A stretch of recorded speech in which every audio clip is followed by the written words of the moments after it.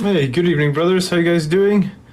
Oscar, Aaron, Lagmeister, Mr. Pog, H Ward. Good evening, guys. How you guys doing? Just gonna be getting into some painting tonight. So thanks for coming by, hanging out. Let me fire on some music. I've changed the microphone settings, so hopefully it's better. Every stream, people give me advice about my microphone, so hopefully it's better. I guess is where we're at with it. And tonight I thought we'd do a bit more work on these bolter inceptors. We were working on them on Thursday night, and might do a little bit of work on this Phobos captain as well. A lot of work to be done on him, so might do a little bit on him just to keep things a bit fresh. But good evening, Aaron. Yeah, what are you guys in chat painting tonight? What is the plan? I've got about 2 hours tonight, so gonna make a bit of a crack on with these guys. Let me put this light on. Hopefully, give it a little bit better. I don't think I did any of these. Yeah, all these joints need redone with the right paint on them. I guess we'll start with some more silver. We were doing. I feel like I've been painting silver for days, but painting eliminators. You know what? That's why I'm doing the Phobos Captain Bob. Probably just to add to these eliminators. Van Vets before I head to work. Finally building my Liberating Dreadnought tonight. Priming a ton of Necrons. You don't need Necrons, man. You just need Angels. Did anyone watch the reveal for the new kill team today? Does anyone? What do people think of the death corpse of Krieg? I thought they looked pretty cool, I must admit. I don't know if I need another kill team at the moment, but I thought they looked cool nonetheless.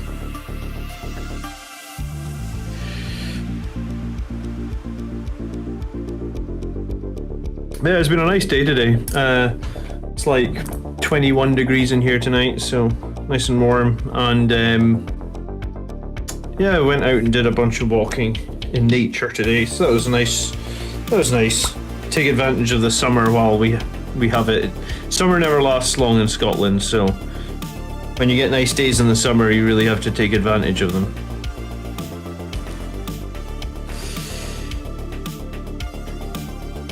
Orcs look cooler, yeah. I mean, the new orcs are pretty cool. I will give you that. But I mean, I actually considered, like, could you paint a squad of those Death Corps? Could you paint a squad of those Death Corps in Blood Angels colors? Like, could that be a thing?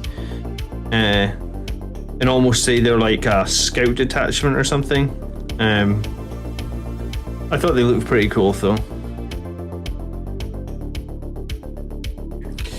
Yeah, I guess we'll start with silver.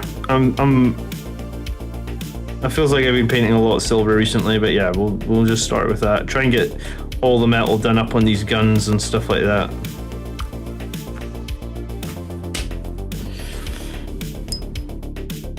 Interesting that they're finally getting a kit. Yeah, it's nice that they're finally getting plastic kits. They also had that teaser, I guess Chapter Master Valrak was right. He said that they were going to be releasing like a bunch of new Black Templar stuff, and I think the teaser that they released today pretty much proves that as well, right? When I made my eliminators, I gave them white cloaks. I mean, that's pretty cool. The red would look tacky. I wonder if you did like a red mask on them, they might not look tacky. I mean, obviously, you know, if they look tacky, that's no good. So I'm not interested in a color scheme that makes them look tacky. But I wonder if there is a way to make them look good.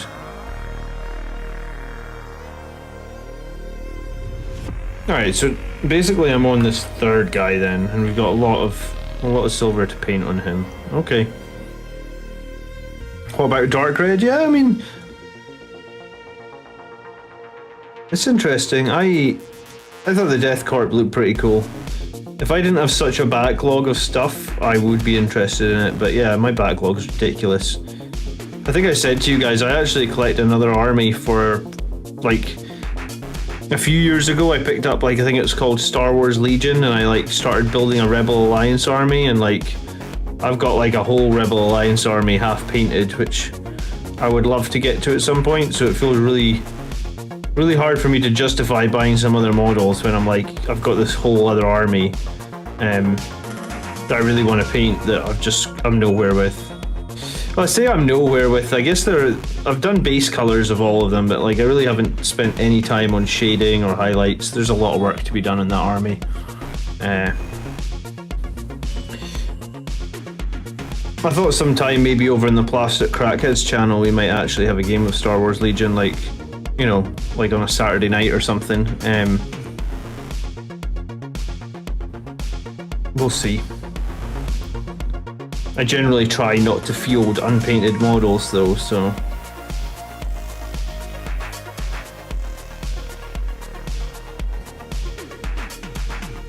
Some people don't have a problem with it. I mean, I don't... If someone says to me, like, Colin keeps fielding unpainted models, but that's just because he's fielding like 60 Poxwalkers. And, you know, I still give him the 10 battle ready points in the battle, like, it's fine. As long as someone tells you up front that, you know, hey, I bought all these Poxwalkers and I don't have them painted, you know, it doesn't bother me, I guess. Hey, H-Ward. Thank you so much for becoming a member, dude. How are you doing? Bolter and Scepters are looking good. Oh, thanks, Reziel. Yeah, I mean, I've got a lot of work still to do on them. And you know, I got a little bit of hate for fielding the Bolter and Scepters this week, I guess. Like, a few people didn't like them. They're like, why are you fielding Bolter and Scepters when Plasmas are better? And I was like, yeah, I agree, Plasmas are better. Like when we did the video on them a few weeks ago, like, Plasma and Scepters are generally still really good. The difference is there's 60 points more for the 3-man squad, and like, you know, when you drop them Scepters down, they're generally going to get targeted pretty quickly, right? In both games I've used the Bolter and Scepters. They've dropped in, they've shot, and then they've just been killed straight away by the enemy. So if that happens when they're only 120 points, you know, usually lose a couple 100 points every shooting phase, not the big deal. But like if they're 180 points, then it's like, okay, that's starting to get painful. And yeah, no, I get that the Plasmas are better, but like at the moment in my list, I want to hang on to multi-meltas on the tap bikes. I want to hang on to the Redemptor Dreadnought. I want to hang on to my 4 characters. So something's got to give, and I guess for me, it's the Plasmas on the Inceptors. I don't know if I showed you guys my Plasma Inceptors, but I converted them with Sanguinary Guard wings. So I thought they were going to be a really fun and cool looking and unique model. And I was really excited to do them, and I guess I just took too long to do them that by the time I'm finally ready to do them, they've been upped in point cost. To a point where like I just don't like them at 60 points per model. Hey Zacharis, good evening, how you doing, brother? Will you give a darker, lighter shade of colour for your captain? You know, sometimes I do my captains in gold and stuff, like I did and sometimes I paint models in Death Company colours, even if they're not part of Death Company, just cause I like the Death Company colours. Like last week, people really liked the Death Company Redemptor Dreadnought that I fielded. Like, it's not quite finished, but I've been working on it for a while, and I was like, I feel a little bit sad that I'm not running any regular Death Company models at the moment, so like I painted a Redemptor up in Death Company colours.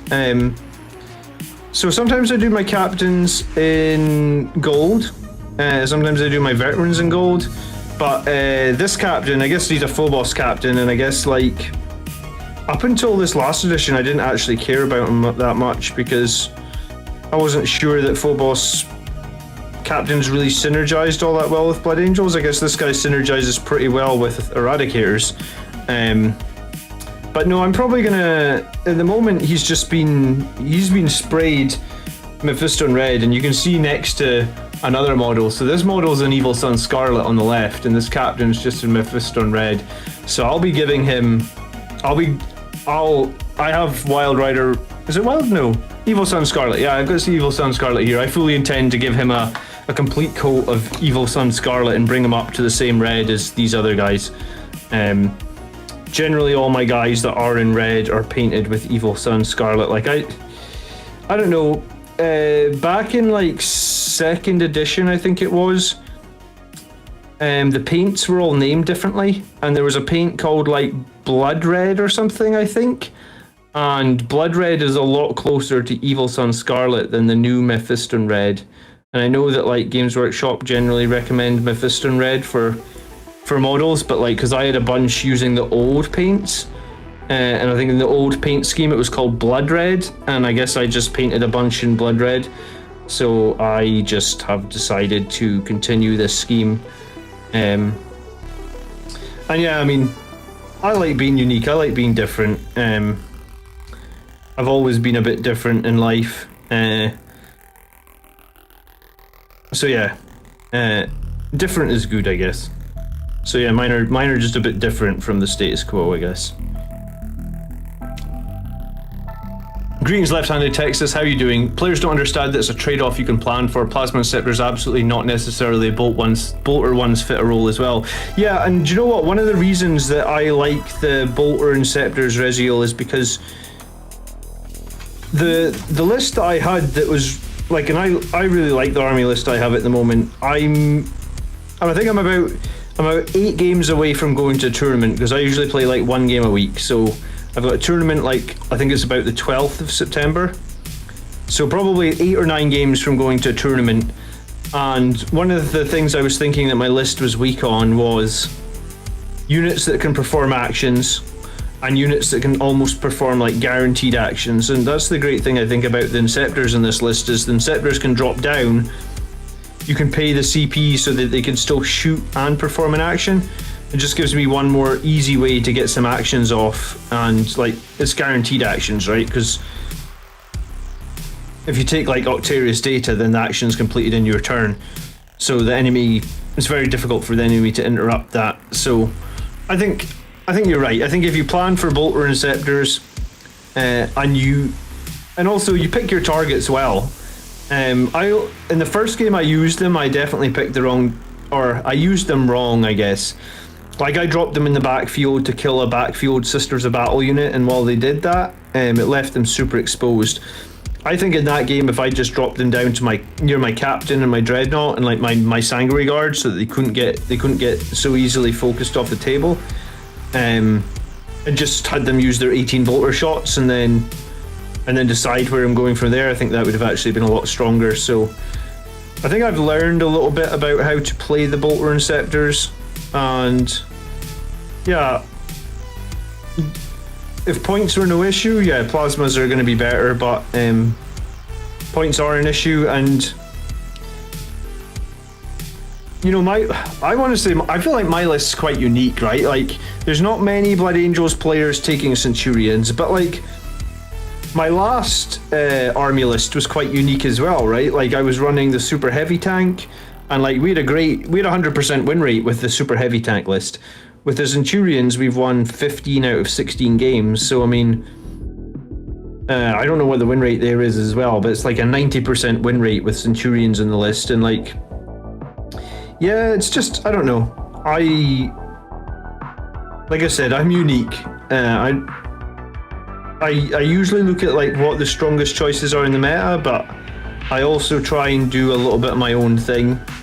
So that's why I say to you guys, like, don't just copy my army lists. I mean, listen to what I say on the tactics videos, take the information and do whatever it is you want to do with it. But like, could my list be stronger? Like, there is way, like, the Centurions are 165 points. I suppose I could drop the Centurions and make these plasma inceptors, and then have what, like, I would need 60 more points, so then I'd have 105 points. So yeah, I could drop the Centurions and have, let's say, 2 squads of Blade Guard Veteran, because Blade Guard Veterans are 105 points exactly.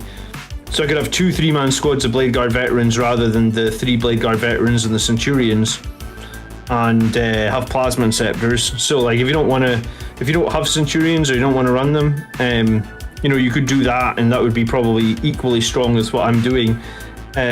I have just always liked the look of the Centurion models. Like, ever since I came back to the game, I was like, wow, these Centurions are cool. Can we have them? No, we can't have them because we're not Codex compliant. So sort of when we finally got told, hey, we can have Centurions, I was like, all right, I'm having Centurions. And they're not core, and they're super slow, but I just like them, man. So, are they going to be competitive at a tournament? I guess we'll find out in 8 weeks' time. I'll either do really well or I'll do badly and I'll be like, oh my god, I gotta drop the Centurions.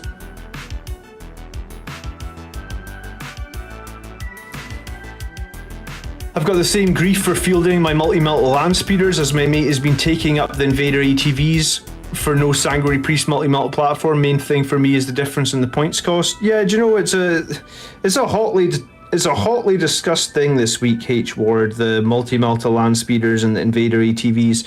We put in the tier video, we put the land speeders into tier A and we put the Invader ATVs into tier C, but when you actually break it down, and Tony, if Tony's in the chat, he's going to crucify me for saying this. I don't think Invader ATVs are crap.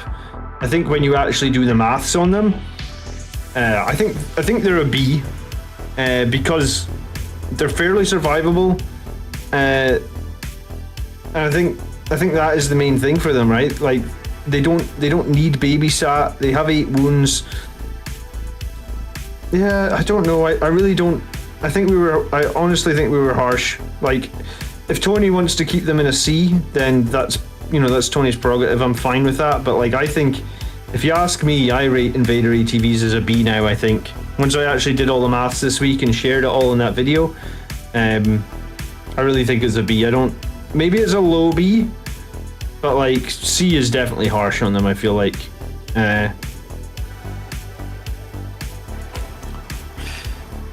Greetings, Camille. How are you doing? Good evening. I agree, for the fly keywords and the synergies with the Whirlwind are great features in comparison to the ATVs. Yeah, I mean, I think that's why we rate Land Raiders as an A, right? But like, Invader ATVs as a C feels harsh. Don't forget they have good synergy with other characters too. I'm considering using a chaplain with them for +1 to wound on range attacks. Better than strength 6. Alright, +1 to wound on your Inceptors. Yeah, I mean, I guess that's cool. If used right, yeah.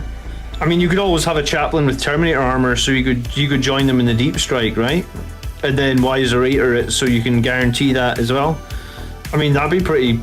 Yeah, that's pretty good as well, actually. I just don't have I don't have space in my list for another HQ. Problem is Dukari Dark Lances with a minimum 4 damage. I mean, Dark Lances are their own whole problem, right? Like, there's just not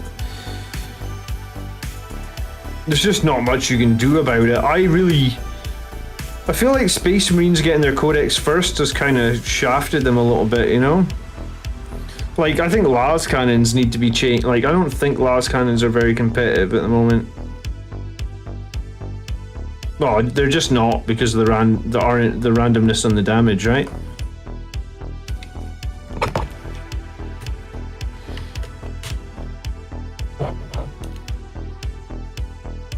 You could drop the Terminators for, the Centurions for some Terminators. I did think about that as well, Camille, actually, because I was thinking, like, Relic Terminators are very cheap, right? Like, or they're the cheapest way to get Terminators, because I think they're 33 points per model if you give them Lightning Claws. And so that is basically 175 points, so just 10 more points than the Centurions. And if you compare them, so they'd be 1 less toughness. They'd have the same 2+ save. The one advantage, I guess, is that the Terminators have a 5+ invulnerable save, and you get 15 wounds across the 5 characters, and you'd get a bunch of bolter fire, right? And you'd get the Lightning Claws against the Centurions, who would have 12 wounds, so 3 less wounds, but then 1 more toughness. So that would probably balance out fairly evenly, like 3 less wounds, but 1 more toughness probably means they're similar in survivability. And then I guess the Centurions just have flamers, whereas the Terminators would have like storm bolters. So you basically get, or twin bolt gun, or twin bolter, I think is what it's called on those Relic Terminators. It's basically a storm bolter though, right? Strength 4, 0 AP rapid fire 2. And because they're Terminators, you can rapid fire at full range because of bolter discipline. So I think Relic Terminators could be of a similar. And I guess another advantage of the Relic Terminators is you could just drop them down center board and start scoring loads of moment points. I don't own any Relic Terminators, but like, I think I might get some. And honestly, I think I'm going to paint them Death Company because, like I said, I'm not running any Death Company at the moment because I don't think the regular Firstborn or the Primaris Death Company are that competitive. So I might get a squad of Relic Terminators. But the thing is, like, it's definitely too close to the September tournament for me to get and paint those in time. I have another tournament in November, so maybe the Relic Terminators are something else. But you know what? The other thing, and we've talked about this a lot in the Discord as well. I mean, if you guys aren't in Discord, we talk about a lot of strategies. Another thing that we were thinking about is either you could replace the Centurions with Death Company Dreadnought or an Ironclad Dreadnought with double Heavy Flamer. So the advantage of the Centurions, right, is it's very difficult to surcharge the Centurions because you get 66 Flamer shots. So you're averaging probably like 20 auto-hitting Flamers at Strength 4 if they charge you. Well, if you have a Death Company Dreadnought or an Ironclad Dreadnought, I guess, with double Heavy Flamer, you get less shots, right? You probably only get like 7 or 8 shots, but they're an additional strength. They're Strength 5 auto-hits, and they're -1 because Heavy Flamers versus regular Flamers. And the Death Company and the Ironclad are both like 20 points cheaper than Centurions. So I guess it would free up a few points to do something else elsewhere. And I think that's good as well. So like, I think my shopping list right now looks like I would like to get... I already have a Death Company Dreadnought, so I'd like to get an Ironclad Dreadnought with 2 Heavy Flamers. I'd like to get those Relic Terminators with the Lightning Claws, and I feel like there's one other unit that I'm missing. Oh, I'm gonna get 3 more Eliminators with the Sergeant with the Instigator Bolt Rifle, and I think that's gonna be my priority right now. The main problem with ATVs is they're too expensive and they don't transcend that negative. B is also harsh for the Eradicators. They're a low A.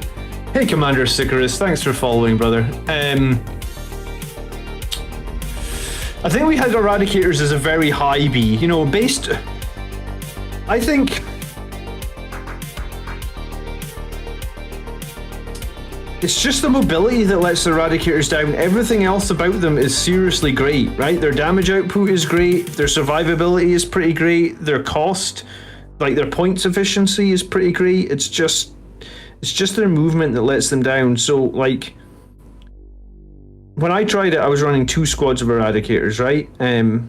Could you run like 1 squad of attack bikes or multi-metal land speeders and then a squad of Eradicators, and, you know, be smart and know that the Eradicators' movement is going to be their issue and try and play around that? I think you totally can. So yeah, just because we've rated a B for a model, and remember, the tier lists are supposed to be models in isolation. You know, they're not supposed to look at any other factors except the raw strength of the model. So anything that's probably B or above, you can make it work in an army list. I mean, like, when we get to elites, I wonder where Tony and Mark will place Assault Centurions right now. I mean, I probably place Assault Centurions in B just because they don't have the core keyword. And we put a poll up earlier today on the channel. Let's have a quick look at the poll because I haven't looked at it for a wee while. So the poll results as of today is 286 votes. 12% say land speeders, 15% say invader ATVs. Surprisingly, just 34% say attack bikes now, and 40% of people still think Eradicators are the best way to get multi-metals onto the tabletop, which is surprising to me. But, you know, I guess some people really love Eradicators, and, like, yeah, point for point, they do a lot of damage. There's no denying that. There's absolutely no denying that, you know? I just came from YouTube, nice paint job, Sicarius says. Thanks, brother. These guys are actually pretty early in the paint stage. I tend to do base. Like I spend a lot of time doing base colors before I would go anywhere else. But I usually do like 2 coats of. So like this is why why it takes me forever to paint anything. So if I'm doing metal like I am here, I always put down like a layer of Dawnstone where I'm going to paint the metal first. And I think it just, you know, so I'm super slow at painting. Also, yeah. But yeah, thank you. I mean, I think my painting is decent. I wouldn't say it's amazing, but I am planning on making some battle-ready painting videos in the future because I think I've got a pretty nice battle-ready style. The only problem is my battle-ready style takes me probably as long as some of the pro painters on YouTube. But do you know what? Some of those pro painter videos are pretty daunting. You know, like they use so many colors and they use so many steps and stuff. So I'll focus on something a bit more attainable for the regular person and do my battle ready schemes because I like my battle ready schemes.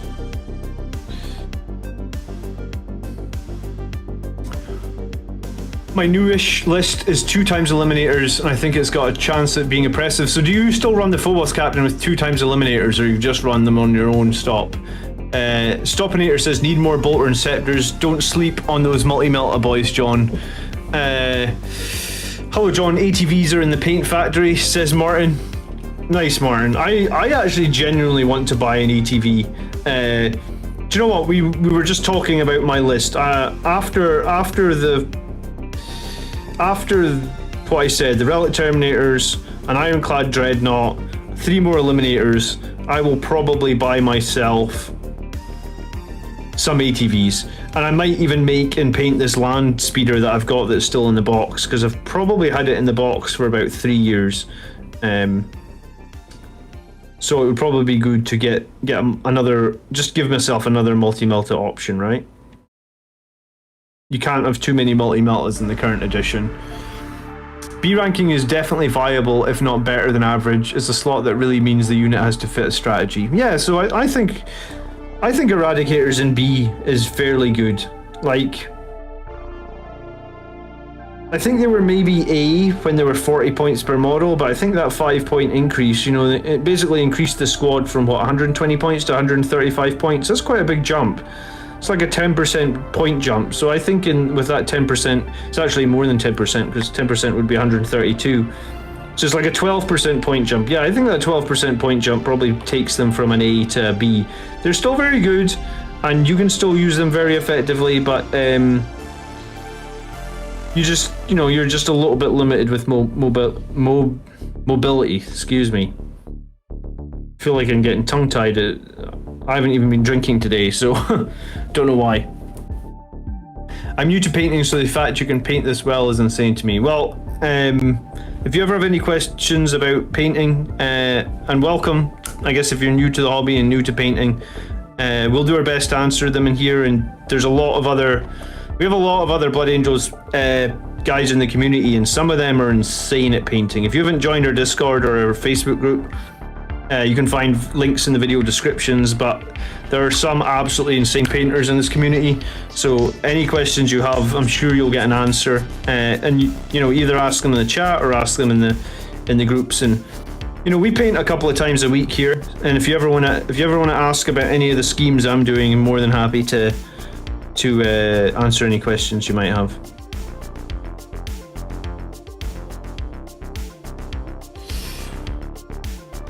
Good to see you, John. I think if Eradicators had more movement, they would be way too good. I mean, Eradicators are probably already too good anyway. I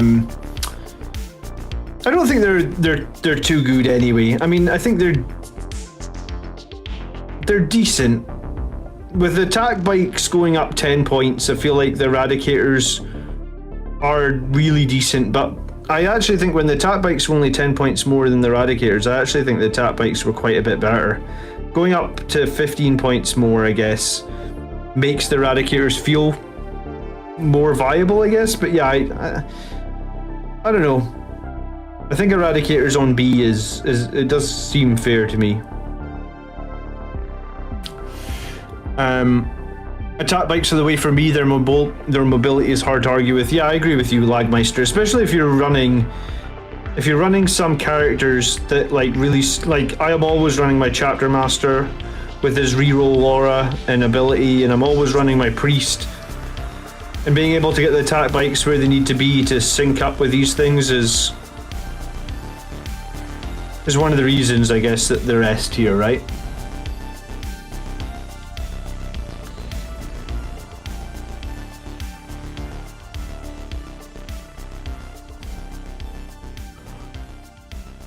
I asked myself how the Assault Terminators are going to be rated in the next video. Maybe an A, Relic Terminators is a high A. I guess, yeah, Relic Terminators, do you know what, I don't have enough experience playing Relic Terminators, but I feel like an A or a B is definitely where Relic Terminators come in. Like, on Assault Terminators, I don't like the cost of the Thunderhammer Assault Terminators. Like 43 points per model seems like a lot when they only get, what, like two attacks, is it? And because it's -1 to hit, it's two attacks hitting on 4s, is that right? I mean, maybe that's why Relic Terminators are better, because the Lightning Claw gives them that extra attack, and like it's quite a big deal, that extra attack, because if you only have 2 attacks, 1 extra attack is basically a 50% increase on your attacks, right?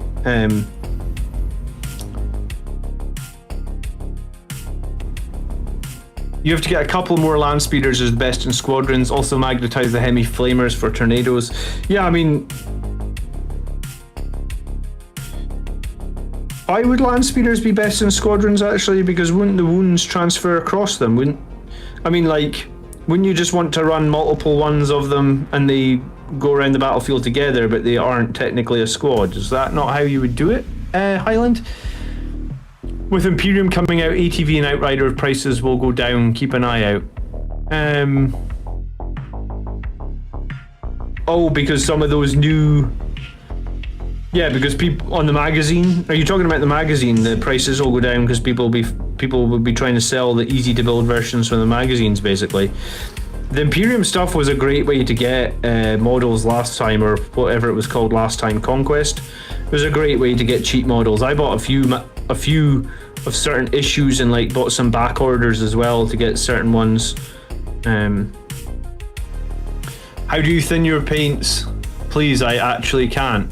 I mean, you see over at the right hand side of the screen here, I have a palette, which is basically just palette paper from Games Workshop's website. You just put a little bit of water onto the palette, and then you put a little bit of paint in there and then mix it together.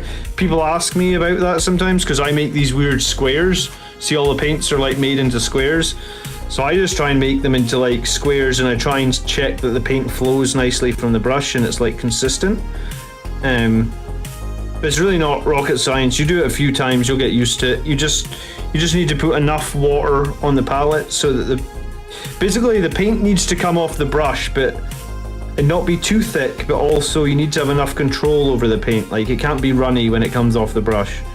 It needs to adhere to surface. If it's runny and you can't control where it's going, then you've thinned it too much.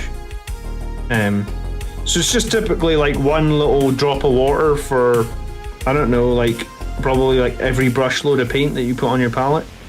But yeah, it's just, you'll get used to it.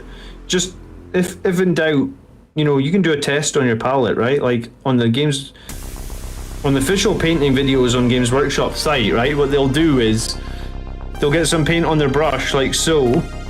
Let me do it down here so you can see it. And then they'll try and paint like lines on their palette, like nice little lines. And if they feel like they can control those lines, and those lines are like solid and have good coverage of paint, then they're happy with it and they'll put it onto the model. But it's just you do it enough, you'll get the hang of it, brother.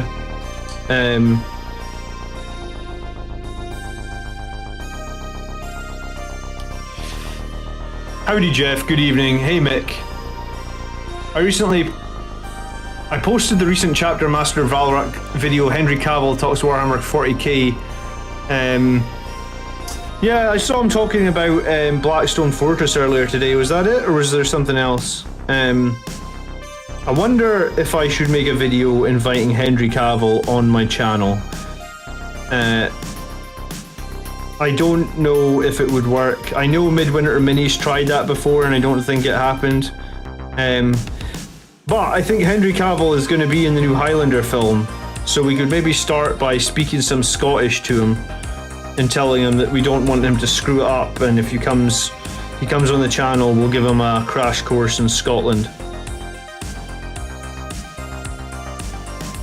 Could be an idea. 2 attacks based on the Terminators. Yeah, that's the one thing. 43 points per model for a model with only 2 attacks is harsh, man. I mean, I guess that's like the double lightning claw. Terminators basically get 4 and they're 10 points cheaper. That's why when people ask me sometimes about Terminators, I'm like, yeah, I don't like it if you go too heavy on the Thunderhammers, because you can do pretty well with the double lightning claws, right? We want relic Terminators with storm bolters and chain fists. Sergeant with grenade harness too. Yeah, I mean,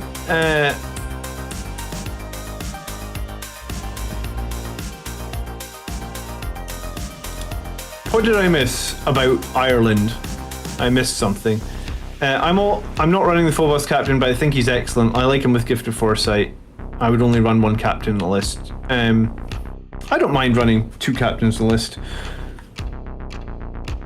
It's the durability. I take them for toughness 4, 3 wounds, 1+ save. Yeah, I mean that is durable. And I mean there is ways to get more attacks, I guess. Yeah. It's a tough one. I do not dislike Thunderhammer Terminators. Just I feel like the -1 to hit is harsh when you get a low number of attacks. So like I feel like if you have something that gives them a reroll or a reroll 1 or something, then I think they're probably very good. But you know, to me it just feels like they need that to be super effective. You know, because if you deep strike in turn 2 and charge in with, let's say, 5 Thunderhammer Terminators, what is that, like 16 attacks, and you only hit half of them, so you only actually make 8 hits because you only hit on 4s. Yeah, it's not great, is it? Not great for 215 points, I think, is what 5 Thunderhammer Terminators cost. How'd you like the new plastic Death Corps of Krieg minis? Yeah, we were checking them out a little bit earlier. I just had a quick look at them on my phone. I actually think they're very cool. I was asking, do we think anyone could paint the Death Corps of Krieg in Blood Angels colors? Because that would be cool. If anyone goes for it, I'd love to see a Blood Angels scheme. Because I don't know if you guys know the Palatine Enforcers. They were a Necromunda gang. And I did them in a Blood Angels color scheme to use as my scouts. Just because I thought it would be cool, and I generally didn't really like the scout models all that much. I mean, scouts are okay, but they're not very exciting models, are they? So like, I actually don't know what the weapon options are in the Death Corps of Krieg. I don't know if you could use them as scouts, but you could always just paint them as Blood Angels to run a Blood Angels themed Death Corps, right? I like the new terrain. Yeah, the new art terrain does look badass. That's true as well. And you know, based on previous experience, because I actually bought the last Kill Team box, I didn't really have much intention of playing the last version of Kill Team. What was it called? Pariah Nexus. But I did buy the box, and I went halves on someone, like a Necron player that wanted the models, because I wanted the heavy intercessors, and that, like, is he basically I think he's a Gravis captain with like a master crafted bolter. And if you can find someone that will split that box with you, it's so much cheaper, because like, I think, so I always buy my stuff off Element Games, where here in the UK they give like 20 or 30% off. And so I want to say that we got the last Kill Team box for about 75 bucks. I actually think it was more like 70. I really think it was more like 70. I think it might have been 75 actually. I have a funny feeling that I remember like 37.50 is how much it cost, because we split it between me and one of my friends. And then when they actually released the heavy intercessors, like on their own. Let me double check this. See if I'm right. Heavy intercessors. Space Marine heavy intercessors are 3357. So they're supposed to be 3950 new. That's crazy. Anyway, 3357 if you buy from Element on the heavy intercessors, and that's so that's only if you split that kill team box based on the last round. That basically means that you get half the kill team box. Like, so I basically got like a captain model for like £4 or less than £4 because you got the heavy intercessors and the captain in the kill team box. So if you're interested in the Death Corps of Krieg, I guess what I'd say to you guys is find someone that wants those orcs. You know, orc players are definitely going to want that stuff, right? Because they haven't had much of a model refresh. So I imagine that the Death Corps will cost more than what half the kill team box costs, right? Or at least last time round, that's how it worked. So you'd probably be able to save yourself quite a bit of money if you can find an orc player that wants the other half. And then Death Corps of Baal, yeah, I'd love to see someone do it in Blood Angels colours. I mean, if you guys don't do it, I'll do it. It'll just take me a while because I've got a long backlog. There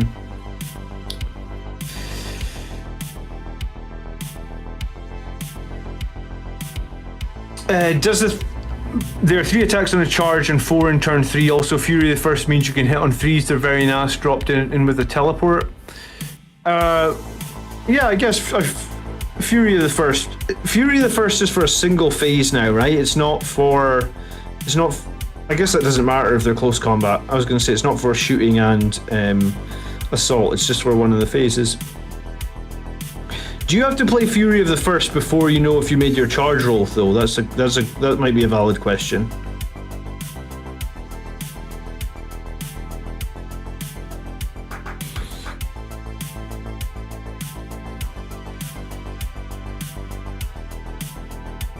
Yeah, I mean, I've got a lot of Terminators. I want to say I've got like 30 of the old Terminators with like Storm Bolters and Power Fists or Chain Fists, and then I've got maybe like 15 or 20 close combat Terminators with like a mix of Thunderhammers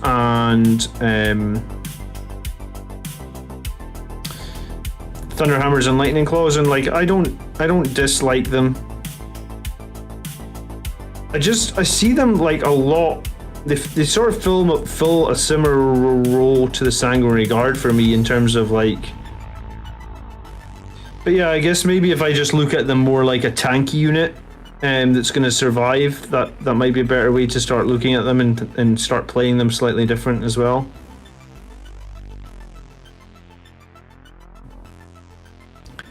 Have you seen the new game Darktide? I have seen Darktide, and I would love to play Darktide, I think, when it comes out, but I really need to upgrade this computer that I have right now. It's kind of, I think it's like 7 years old, and honestly, it's a bit of a piece of shit, so the computer always gets, I could probably have bought the new computer 2 or 3 times over, but I always prioritize Warhammer models above my new computer. So at some point, we'll just have to prioritize this damn new computer.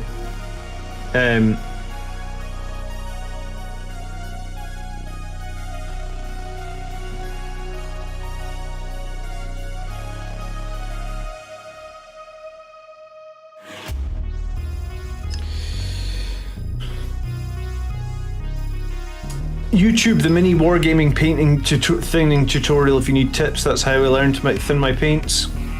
Oh yeah, mini wargaming are a pretty good channel. I've watched a few of their videos. If you wait to deep strike in turn 3, you get 17 attacks, and you play Fury of the First in the fight phase. Oh, that's interesting, Dolvin. And it's one, yeah, the 1+ save is certainly nice, right? Yeah, do you know what? I'm really like, see if we had the ability to play transhuman on those Thunderhammer Terminators, that would be insane how good they would be. It's so sad that we don't like transhuman as Primaris only. I liked it last edition when it wasn't Primaris only, honestly. I don't know if it needed to be Primaris only.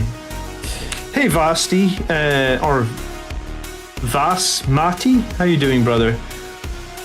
I think I would prefer Terminators as holding and countercharge units, having them in the back or midfield objective and react to threats. Yeah, I mean, one of the reasons that I was running the Centurions was because I play Andrew a lot and he throws Repentia at me like crazy, and Repentia eat Space Marines alive.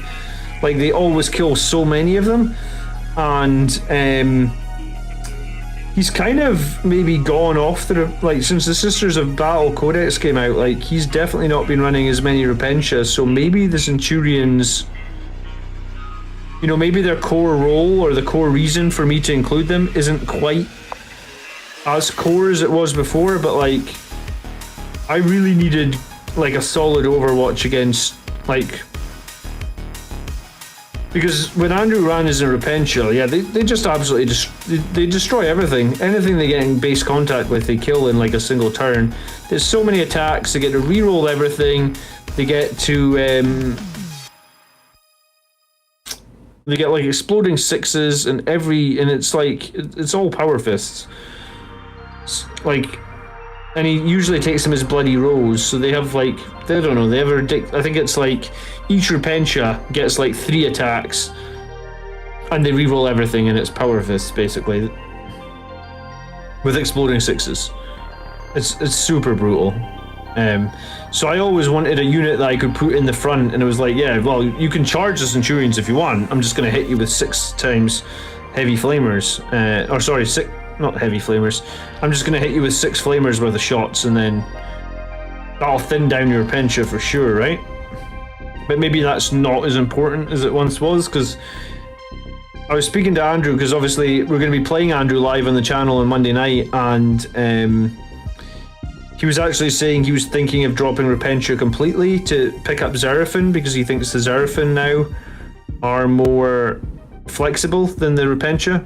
I think when he said flexible, I just think he means that he can deep strike the Zerafin and get more use out of them in terms of like maybe performing actions, because the Zerafin got actually hit pretty hard in the Sisters Codex. They went from like always being able to kill any unit when they charge them to like doing an average amount of damage now. I feel like they got, but you know, they can deep strike, I think, which is the thing that the Repentia don't have, right? That's why Dark Angels is so nasty. They get trans automatically in OBSEC. Yeah, Dark Angels do have, I was going to say, they do have it a little bit easy right now. I mean, if you play against Dark Angels, you just need to make sure you use your speed against them. If they have a lot of like bikers and stuff, then maybe, or land speeders, maybe it's a bit of a tricky matchup. And yeah, my day was good. Thanks for asking, man. Yeah, I got up pretty early today, actually. I think I got up at 7. I was actually working on painting. Yeah, I get up at 7 sometimes on a Saturday to do painting before my family wakes up. So I was painting Vanguard Veterans this morning. They're coming along. I have obviously I need to have everything painted for this tournament in 8 weeks. So I've got a few things that I need to get finished, including these guys right here. These bolter inceptors need finished, so that's why they're 3 bolter inceptors on this painting table, 5 Vanguard Veterans on the other painting table, and then I think after that 3 eliminators and a character, and that'll be 2 characters. That'll be me. So that's what I've got to get painted in the next sort of 8 weeks.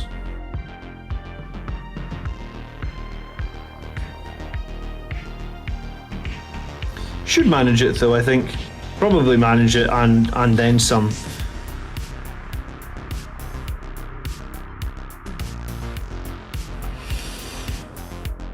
I run a squad of 5 with 3 Thunderhammers. 2 Thunderhammers and 3 Lightning Claws. Yeah, I mean, I think you're probably right. I think I think Terminators are a lot more attractive with the 3 wounds. And I was running some shooting Terminators inside a land speeder at the very start of 8th edition when they only had 2 wounds. So I think with 3 wounds they become even more attractive. And yeah, I don't dislike Terminators at all. At some point we'll maybe, you know, like I just got very excited about the Centurions. I've been enjoying playing the Centurions though. They're quite different. And I was actually playing a lot of aggressors in 8th edition, and I enjoyed playing aggressors. So yeah, I guess I play different to most Blood Angels players, I guess. So if you're ever looking for alternate strategies, then you'll definitely find some on this channel. I think with the Centurions, honestly, it's like the rule of cool. I think the Centurions look cool, and I run them because I think they look cool.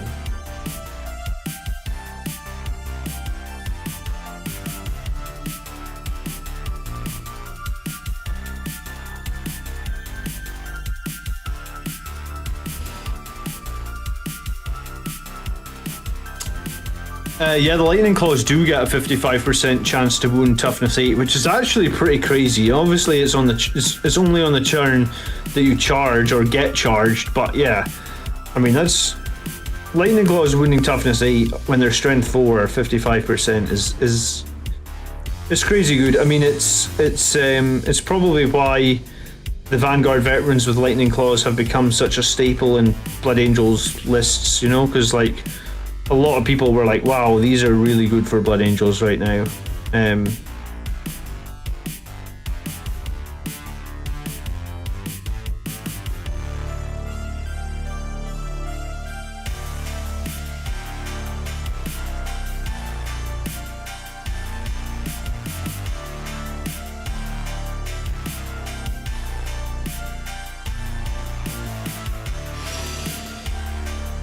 Repentia have kind of become similar to Woven in my mind. Very nasty if they get in, but not too easy to get in a position, easy to counter with shooting.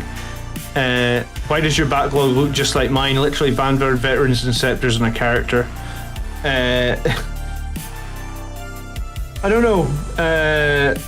My backlog has been like, I was half painted like a squad of, I half painted a squad Outriders. I half painted 2 squads of Eradicators and then changed my mind.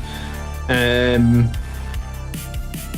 don't mind if I get halfway through a model and change my mind. It just means when I go back it'll be easier to finish it, right? But yeah, I have a lot of half painted stuff at the moment, I guess.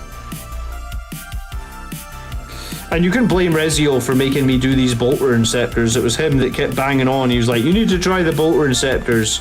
I was like, fine, I'll try them. And then I tried them and I was like, yeah, do you know what, I actually really like these. And I know they do less damage than the plasmas, but I think it's all just knowing what your units can do, maybe. That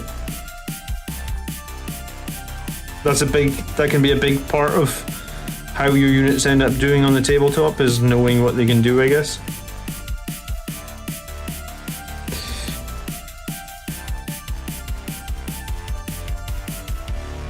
But yeah, put in the chat what you guys are working on tonight, and we'll shout out some of the comments.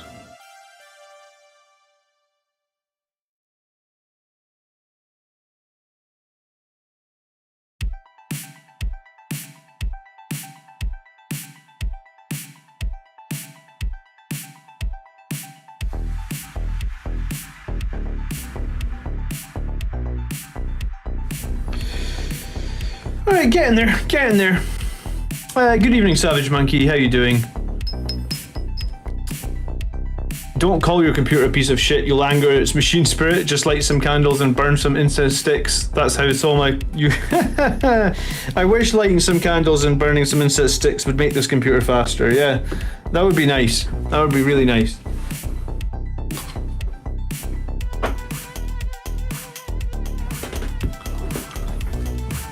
Where do the Blood Angels come from in the lore? Do they come from Sanguila or somewhere else? I think I missed a couple of questions.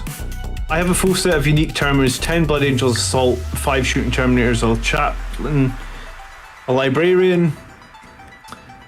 And a captain. Yeah, I would say that's a full set of Terminators. I've had a hard time actually buying models. Local shop doesn't carry Firstborn, and bikers are out of stock. Had to order fourth edition bikers and build and paint box for biker captain conversion. I had to buy, so I have 2 biker captains, Vasmati, and I had to buy one of them as like the blue sprues from that magazine that was out. One of them I bought like those blue sprues off eBay, and one of them I had a really old metal chaplain on a bike which I converted into a captain. So yeah, it's not been, the captain and the bikes have not been easy for me to find or obtain either, I guess. But needs must, you know?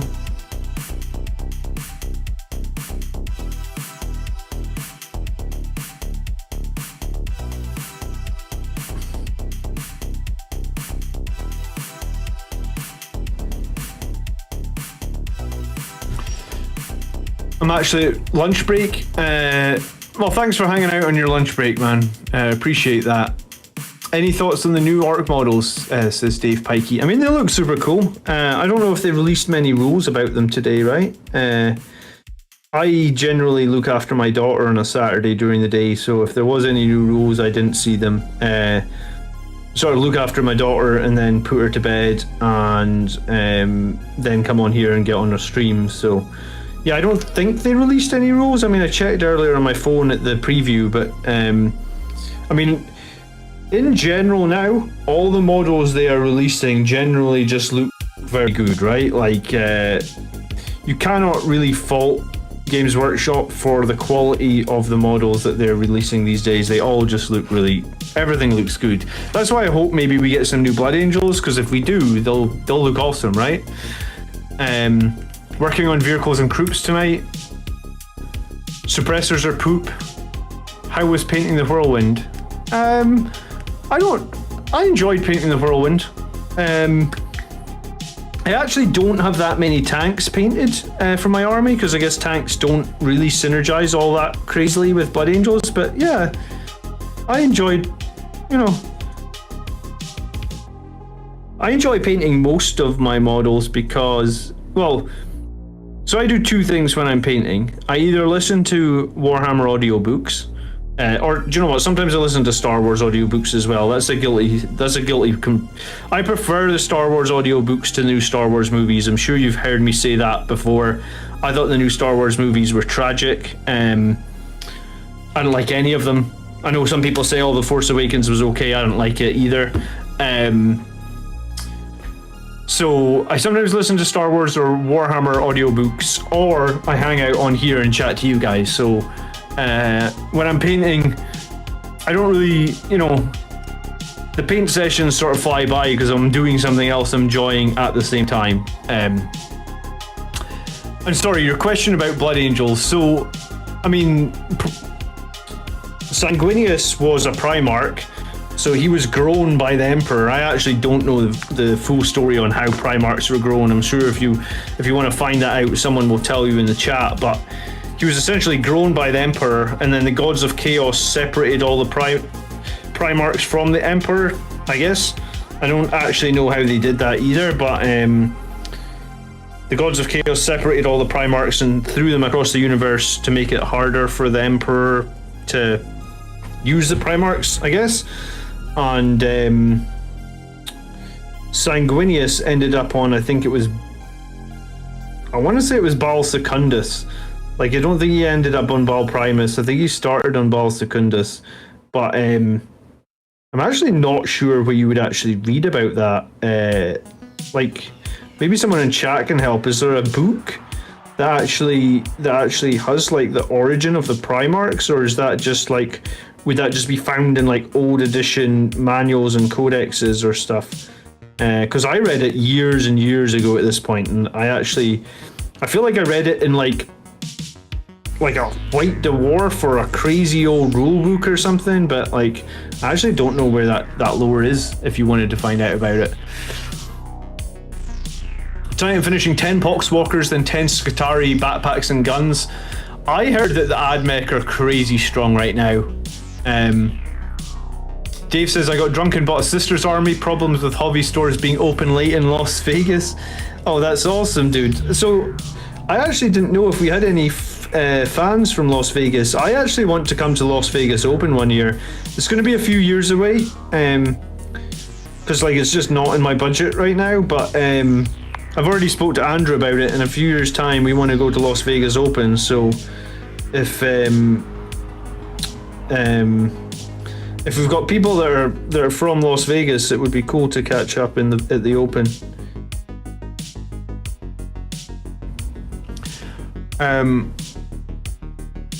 Highland says next project is putting Vanguard Veterans together from Dawnbreakers, Vanguard Weapon Arms, Lightning Claws and Storm Shields, and Blood Angels Terminator Shields. Hopefully a good combination. Yeah, I mean that will be a good combination, Highland. It's an expensive combination, but it'll be good. I'm so stoked about the art stuff. I can't wait for more rules releases over this week. You play orcs as well, CJ, or you just want them for Kill Team? And is anyone going to make a new Kill Team, I guess, based on the new release, or I guess the new rules and stuff for Kill Team? Because Andrew was asking me, he was like, are we going to play Kill Team again? I was like, we could, especially if someone gets the new box. I'm sure we could have a Kill Team game on the channel. It's kind of different, like one Friday or Saturday night or something. Play a game of Kill Team.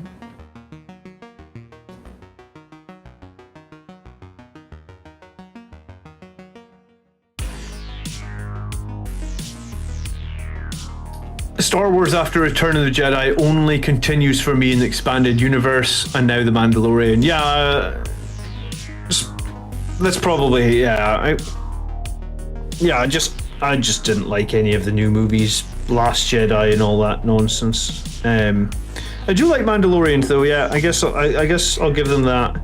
I like the cartoons as well. Actually, I've watched Clone Wars on Disney Plus, and I like that. I like it more than the new movies anyway.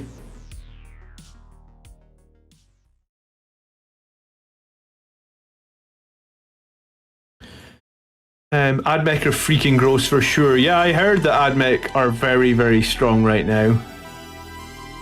And while I think shutting off Overwatch is interesting, suppressors can only do it when to infantry models, weakens that ability a lot. Yeah, I feel like suppressors probably don't need a -1 to hit when they move, right? Like, I think if they didn't have that, that maybe makes them, like, a lot more interesting. Because if they do move, then you almost need to fire, like, 2 models at an enemy that you want to turn off Overwatch to sort of guarantee the Overwatch is going to be turned off, because it's going to be pretty risky with just firing one at a model, like, if you really need the Overwatch off. I could be wrong here, but that's how I feel, I think. I feel like they're going to be risky if you move them, if you want to remove Overwatch. Well, risky if you only want to shoot one model or one suppressor at an enemy.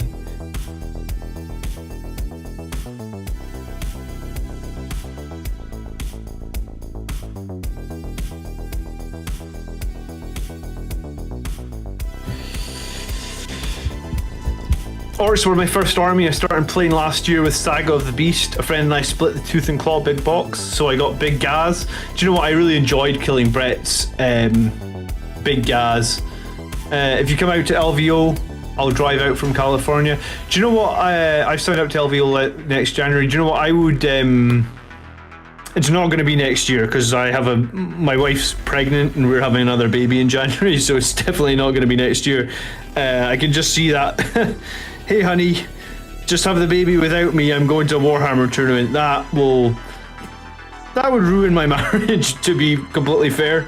So yeah, it's not going to be next year. It's probably not going to be the year after either, because we already have one very young daughter, so handling 2 babies for the next, that's what I was saying, it's going to be a couple of years before I can get, but I do genuinely want to go.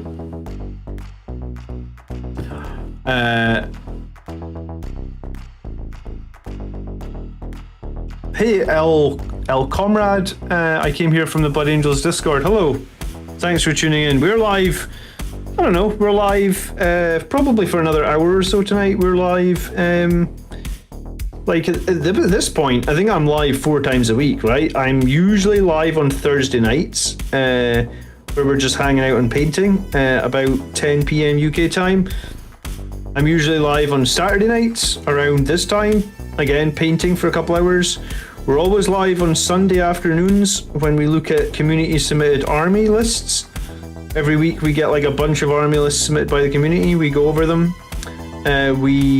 Well, I say we actually, yeah, it's not just me, right? Like on the community army list show, some of the people that are in here tonight actually, people like Highland Phoenix, people like Rezio, who else usually tunes into the army list show? I'm sure I've seen some of you other guys here.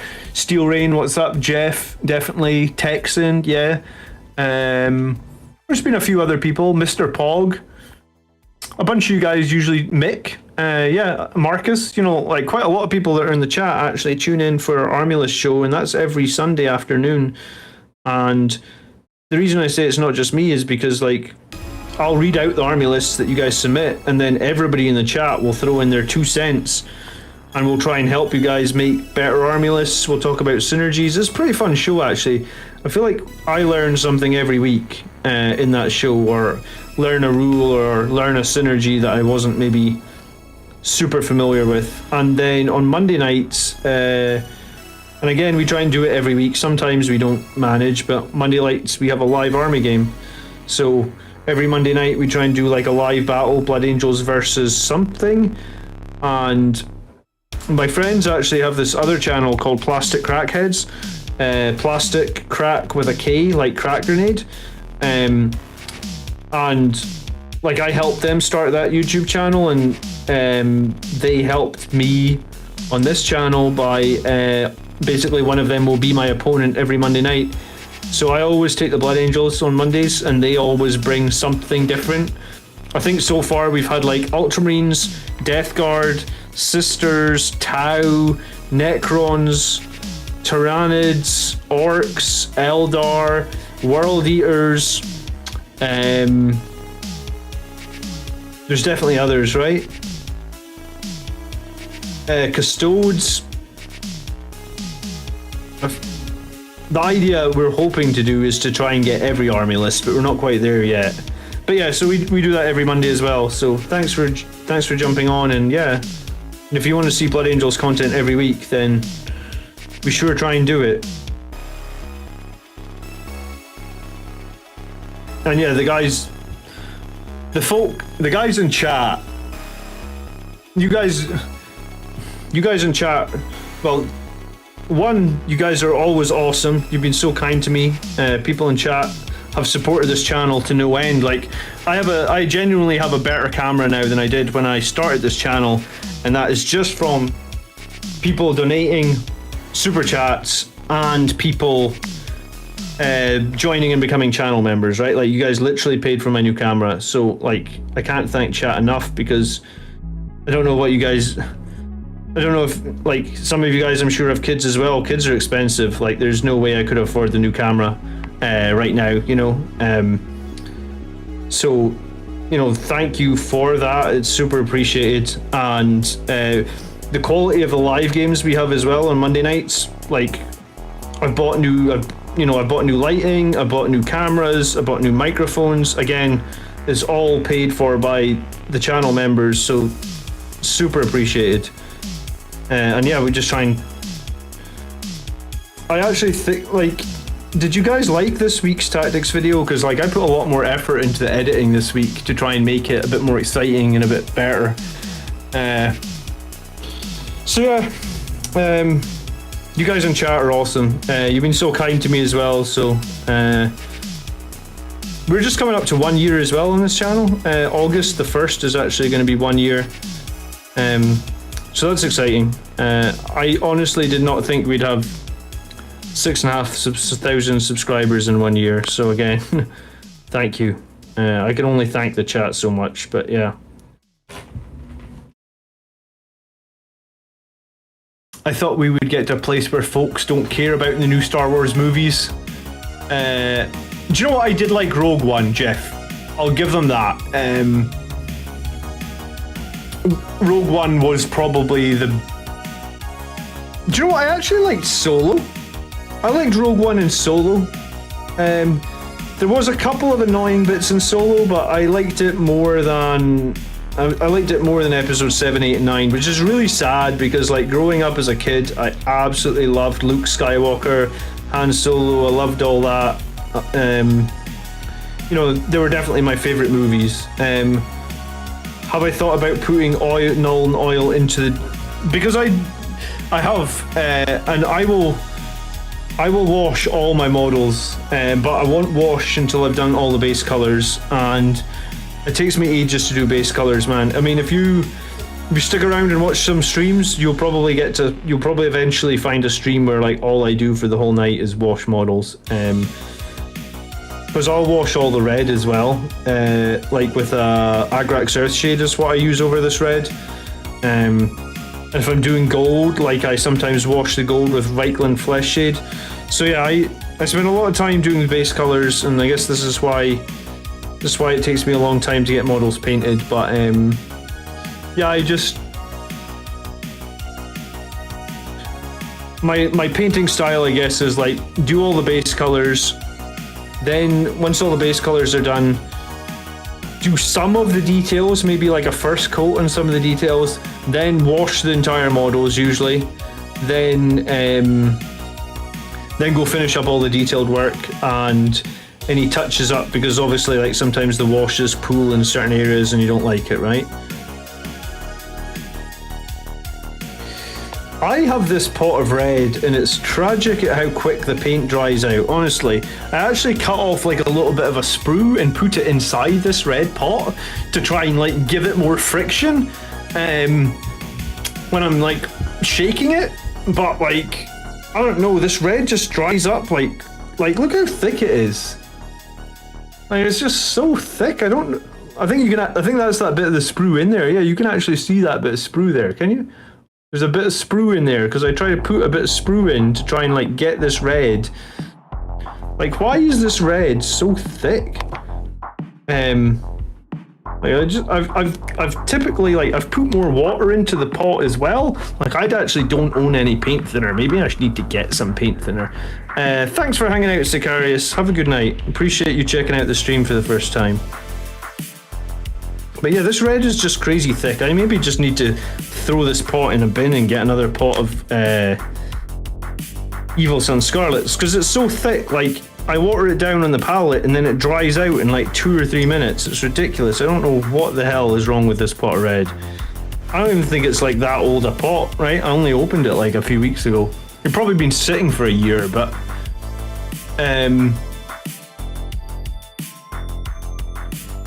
I have a bad kill team problem. I have 2 different ones from Blood Angels, an Iron Hands, a Sister of Battle, Admech, Death Guard, and Harlequins. Yeah, sometimes that's a great thing about a new army, right, Dovin, is it gives you a little bit of a change of pace. Do you have any tips for Blood Angels kill team? What's up, Steel Rain? Wow, I'm miles behind on the chat. All right, let me catch up on some chat. Kill team tips. I am a couple of editions behind on kill team, so I don't know if I have that many kill team tips. Maybe someone in chat has made a Blood Angels kill team.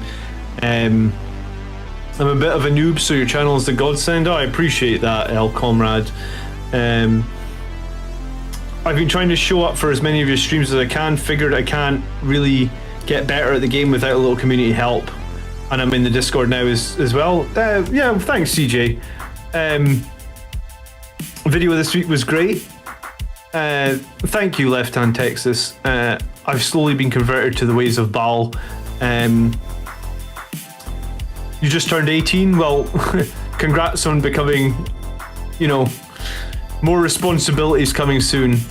You like the B-roll. I wasn't sure, like, I didn't understand what B-roll was, honestly, Highland Phoenix. I thought, because someone had said to me before, like, you need to do B-roll, and I was like, I thought B-roll was like you filmed it at the same time as you filmed the main video. Like, I just thought B-roll was like you had a second camera, and I was like, well, I don't have a second camera, so I don't know if I can do B-roll. But now I sort of understand it, so we'll see. We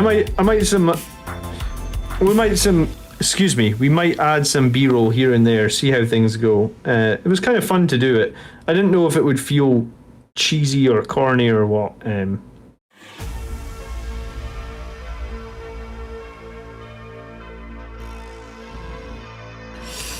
Rogue One is awesome, especially the end and the Vader scene. Yeah, I mean, I actually liked.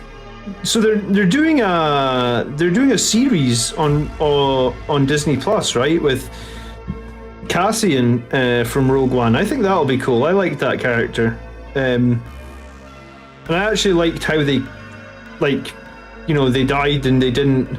There was nothing you know, at the end of number 9. I don't even remember what number 9 was called. Like, Rey and Kylo Ren kissed, and it was like, what? Like they kissed because reasons? I don't even know why they kissed, honestly. I only seen that movie the one time in the cinema, and I pretty much forgot most of it afterwards.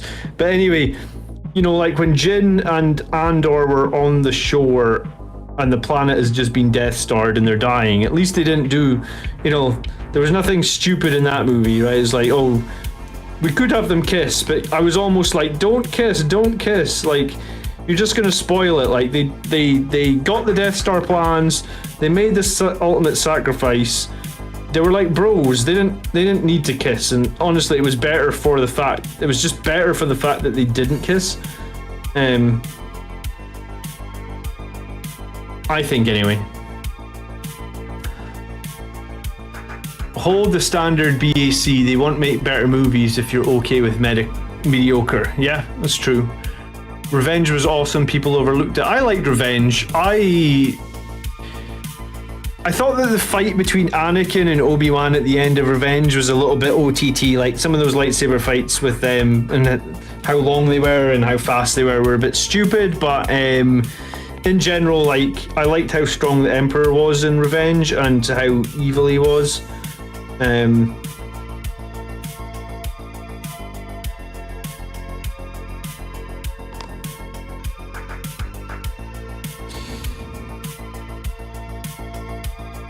Did I ever tell you the story of, what was it? The tragedy of Darth Plagueis the Wise.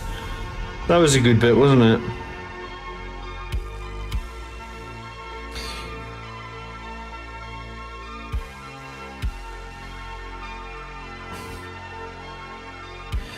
Add a few drops of water. I keep adding water to this pot. I have honestly added like 10 drops of water, and I cut off a little bit of sprue and put it in because I read that, like, when you're shaking it, if there's a bit of sprue in there, it'll mix it all up better.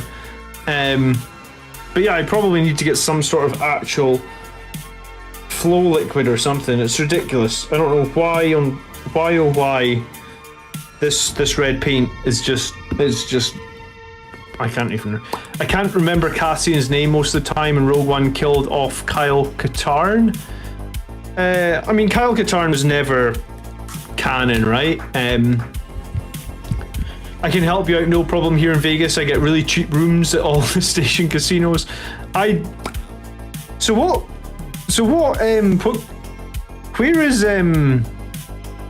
is LVO usually played then? Is it in like is it a casino, or is it a hall, or what then? Because I don't actually know too much about it. I just know that Andrew really wanted to go, and I was like, yeah, I'll go one year. So, good evening, Robert. How you doing? Good evening, AR. Nice to see you.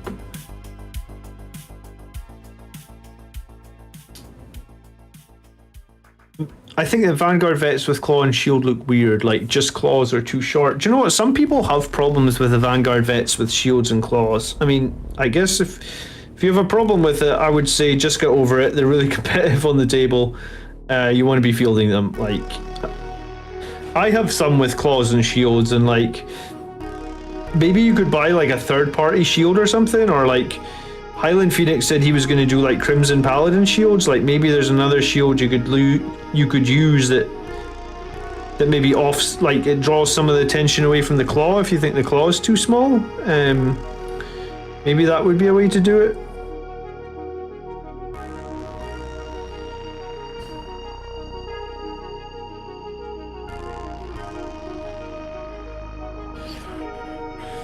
Still Black Templars, yeah.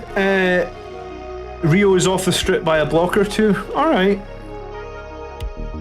Interesting. So you could stay on the strip and just walk a block or two to the game. I also need to work out, if I am going to do that, how the hell you transport your models. Like, do you put them in the hold of the plane, or do you take them in carry-on? Because, like, they're probably too big for carry-on, right? I don't know if I'd feel comfortable with them being out of my sight, you know? And also, I don't know if I'd be comfortable with some guy on the baggage handler, whatever you call it, just throwing them about, because you see horror stories of those baggage handlers, like, throwing people shit about like they don't care about it at all, right?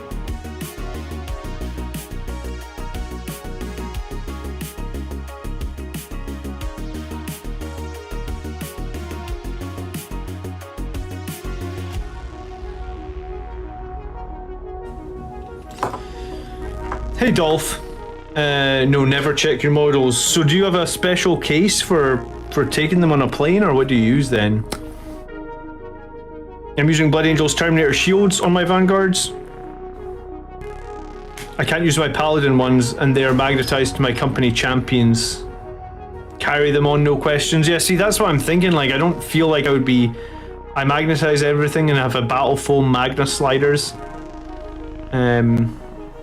Fits in the overhead bin. I'm gonna need to find out what that is before I travel then, Bob. I'm gonna hit you up when I actually think about booking a flight or something for the tournament. Even if it's a couple of years away, I'm gonna hit you up, because I do not feel comfortable with them being in the hold. Andrew was like, I just put my models in the hold all the time. And I was like, yeah, Andrew, but your models, no offense, but like, what you say is done in terms of painted is like, I've barely even started. Like, I put way more time and love into my models. Like, I reckon probably Andrew paints like a whole... Yeah, I know he can paint a whole squad in an evening. I can't even get base coats on a whole squad in an evening. That's how slow... Well, it's not just that I'm slow, but like, I go back and forth so often, like tidying bits up. Like, even now, like, look at these feet. Right? Like, these feet were probably fine, just some of the very corner edges, there's a tiny little bit of red showing through, so I'm like, oh well, I'll go tidy up all those feet with another coat of metal, because I don't want any red showing through at all, you know? So it's like, I'm way too precious about them. And I guess because I've spent so much time on them, like, I'm like, yeah, I don't feel comfortable then. Like, see when we go out anywhere, right? Like, I double check that the door is locked like 3 bloody times, like, just because I was like... And honestly, the thing I worry about someone stealing, I don't worry about someone stealing my computer or anything. I worry about someone stealing my Warhammer models, because I was like, do you know how much time I've spent on those models? Like, if someone breaks into my house that's not a Warhammer fan, the last thing that they're going to pick up is the Warhammer models, but they're the thing that I worry about, right? Like, I'm like, oh my god, I've spent so much time in them. Oh, cool. Well, yeah, I appreciate that, Bob.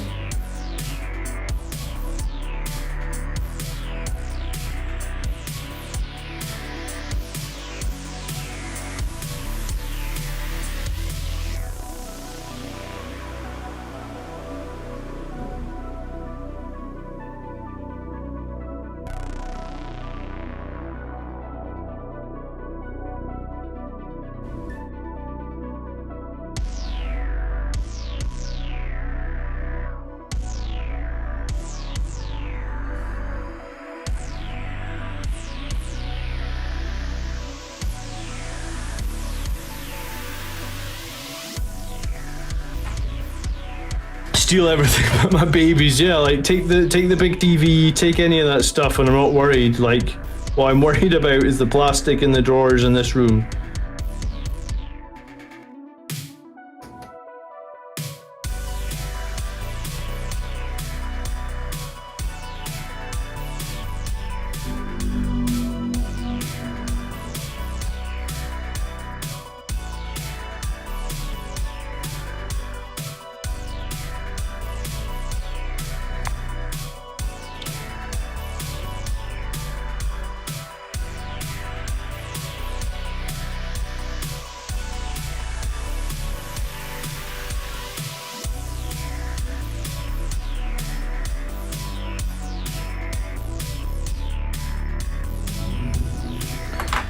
Alright. I'm gonna put these guys to the side for a minute or two, I think, and just put a little bit of paint on this Primaris, sorry, not Primaris, Full Boss Captain. I feel like some of this paint needs to dry anyway, and I keep touching it, so we'll come back to these guys in like 20 minutes. They're coming along though. Probably next I might pick out some of the details on the head, actually, because I haven't done any of the metal tubes around their heads. So we could probably do like some of the metal tubes around like their face and stuff. I was thinking maybe I'll paint these bits like brass scorpion. I guess I could pick out like these little skulls. I was wondering about these fins. Like, what am I gonna do with the fins in terms of like, I think the fins are going to be a little bit boring if they're just red, right? See, because I did some of these fins on like Reavers that I painted Death Company, and I think what I did on those fins was like, I want to say I painted every raised fin like red, maybe? So it was like black with like all the fins raised and they were painted in red. So like we could maybe do something like that, but the opposite way. So like the fins are all red, but like every sticking up bit or whatever you would call it on these bits is black. I mean, we could probably do something like that. Might look cool. I think if I don't put something on those fins, they're going to be a bit boring. But I'm not entirely sure what I put onto them, I guess. If anyone's done Inceptors and they did anything with those fins, let me know in the chat. And I'm a jeweler and I play Magic the Gathering along with 40k. It's a field day in my apartment for any burglar. Do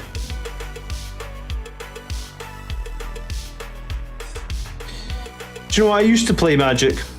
I actually have a lot of older cards.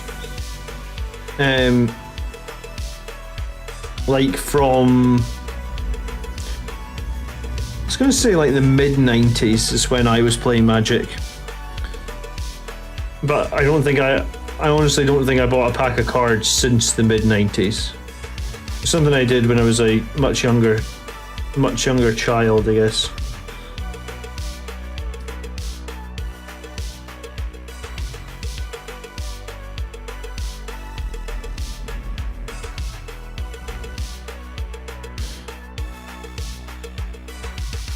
You painted Leadbelcher on them. Oh, good evening, Artist Empire. How you doing, man? If I plugged your channel a couple of times. Maybe we can plug it right now while you're in here. If you guys saw the new banner at the top of the Blood Angels Commander channel, you know, the one with like the red and all the models, like all my models painted. The paint over. Or the new banner, rather. I guess it's both. The paint over and the new banner was done by Artist Empire. So, guy's name is Scott. He's super nice, and he's got a small YouTube channel as well. So you can see him in the chat. If you want to check him out, I don't know if you guys read White Dwarf, but in the recent White Dwarf, there was like a Blood Angels versus Space Wolf. And it was like a Blood Angels with a Thunderhammer against a Space Wolf. I forget what weapon the Space Wolf had. But that was actually painted over by Scott as well. And he did the new banner for the top of the Blood Angels Commander channel. So if you're so inclined, he also live streams and he does free paint overs as well. So if you're so inclined and you want to, if you have a cool model that you would like to see painted over at some point, then Scott would be your man to do it. It's awesome that he does it for free. I paid him for the one at the top of the Blood Angels Commander channel because I'm a sucker. I didn't want to wait for him to come. I didn't want to, I had quite a lot of requests actually because I wanted that one to double as a wallpaper, so if anyone wanted it, they could have it. And I made him change a bunch of stuff, so I paid him. But he does do community stuff for free. So if you have a cool model that you'd really like to see almost like painted, like it was on the battlefield, like. Do you know what? I'll just throw it on stream, right? you guys have seen the photo, right? I'm sure you have. Let me find it. Desktop, Games Workshop, logos. Oh, do you know what? It's literally my desktop wallpaper. What am I doing? This painter. This is what Scott painted for me. So yeah, Artist Empire. You can check him out. And all these models in this are actually my models. So he takes your models, and what you do, you pull off the bases, or you like smudge over the bases and stuff. I don't pretend to understand it, but he does awesome work, and he does live streams. And if you're lucky, I guess he will, and you send him a cool photo of your model. I think he wants them on a white background. He'll make them look super cool, and I guess you could use them for your background or something like that. But yeah, thanks for hanging out, Scott. Nice to see you. I haven't been in one of your streams for a few. I think it was last week. I was last in one of your streams. I've been pretty busy this week. Work has been kicking my ass. Work usually kicks my ass, and then I actually spent loads of time this week editing the video I put out yesterday. I'm trying to get better at video editing. I'm trying to improve my hand at that, and a few people in the chat said this week's video was good, so I just got to get faster at it. Cool.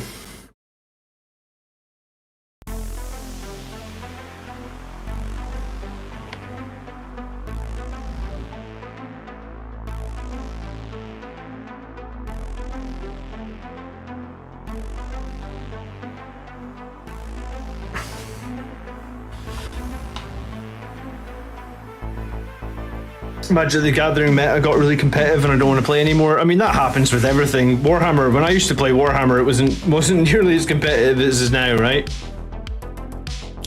You make me want to play Blood Angels. I mean, that's that's nice to hear. That's kind of the reason this channel exists, is because Blood Angels are awesome, and why would you not want to play them, right? And who cares if they're saying right now we're not super competitive? I guess you just have to pick smart, and we can be pretty competitive, I think. I was gonna say, maybe I need let me look at these brushes.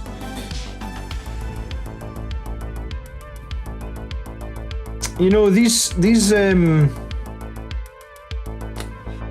synthetic Games Workshop brushes, sometimes I feel like they're okay. Like this base one had been okay. This layer one I feel has been pretty weak. Let me see if I've got something bigger. And shout out to 2 Hit 2 Wound, because he sent me all these brushes. Do we have like a large base brush? Yeah. Citadel base brush large. Is that what we're gonna try? Dry brush medium, shade brush large, dry brush large. I don't know why. Yeah, I feel like you don't typically need a large dry brush. I feel like the normal dry brush is fine, but I guess if you want to have a large dry brush, you can. Wizards are greedier than GW.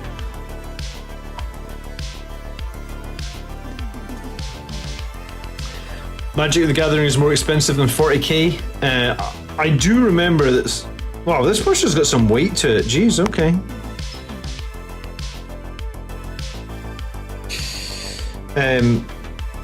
I keep meaning to do a review video on these synthetic brushes. I don't think they're terrible. I think for the price they're okay. But like, I don't think they're amazing either, I guess. I'd say that, yeah, I feel like they're okay. Are you going to do some nice camo in the captain's cloak?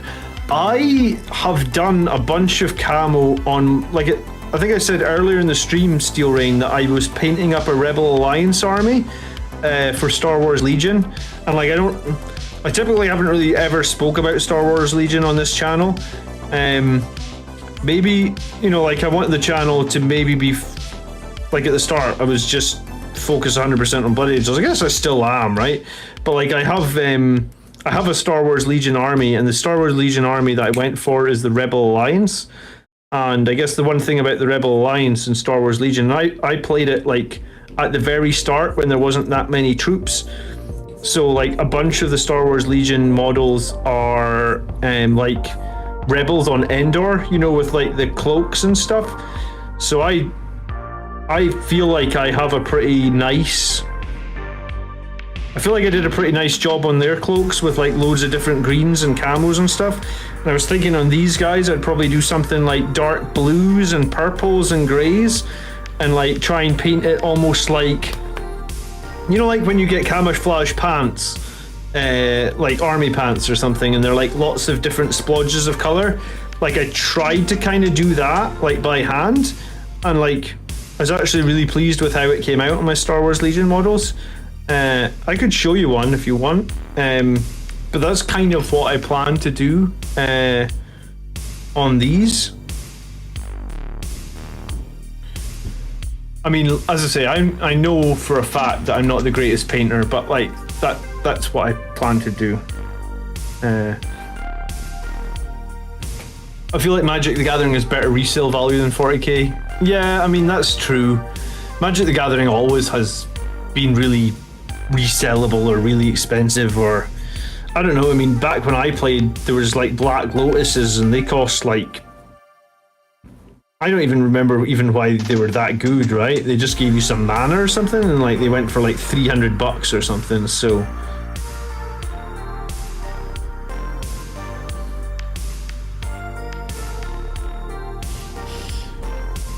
like the New Hope, oh, like you should do some Baal Desert Camo. Huh. I never thought about yeah, the Marvel miniature game looks really cool as well, you're right. I haven't invested in that. Before the Marvel movies came out, I honestly didn't know too much about Marvel. I never really read comics when I was a kid. I actually read more like novels. So I have seen some of the Marvel miniatures, and some of my favorite YouTubers have been painting them as well. So yeah, I mean, they're pretty cool. I don't think I can justify them picking them up though. Like, I think if I was going to pick up anything beyond 40k at the moment, because I have a second 40k army that's like nowhere that needs work as well. So if I was going to pick up anything beyond 40k, it would be more Star Wars Rebels, because they have released like a lot of stuff since I last checked that out. But yeah, it's just, I guess because I've got a couple of 40k tournaments coming up, it's like it's low priority in my mind. But I do like Star Wars, or at least I like the 1970s version of Star Wars. Don't care too much for the new stuff, but yeah.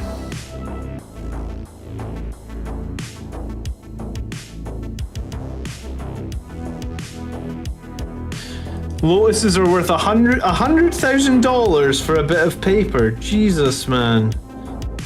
Wish I'd pulled a Lotus out all those years ago. I would have sold it though, honestly, if I got it all those years ago, because it was like £300 back then. $1,000 for a... Oh, sorry, $100,000 for a card. Why? Why?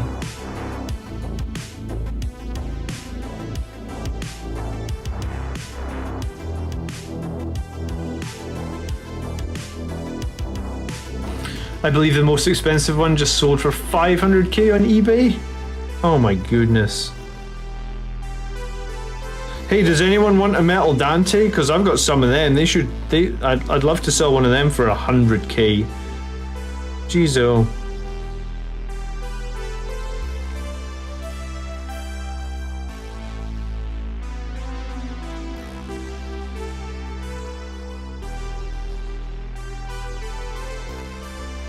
Yeah, sorry, so back on Baal Desert Camo, what would that look like? Have you got an example, or have you just got a thought about colours?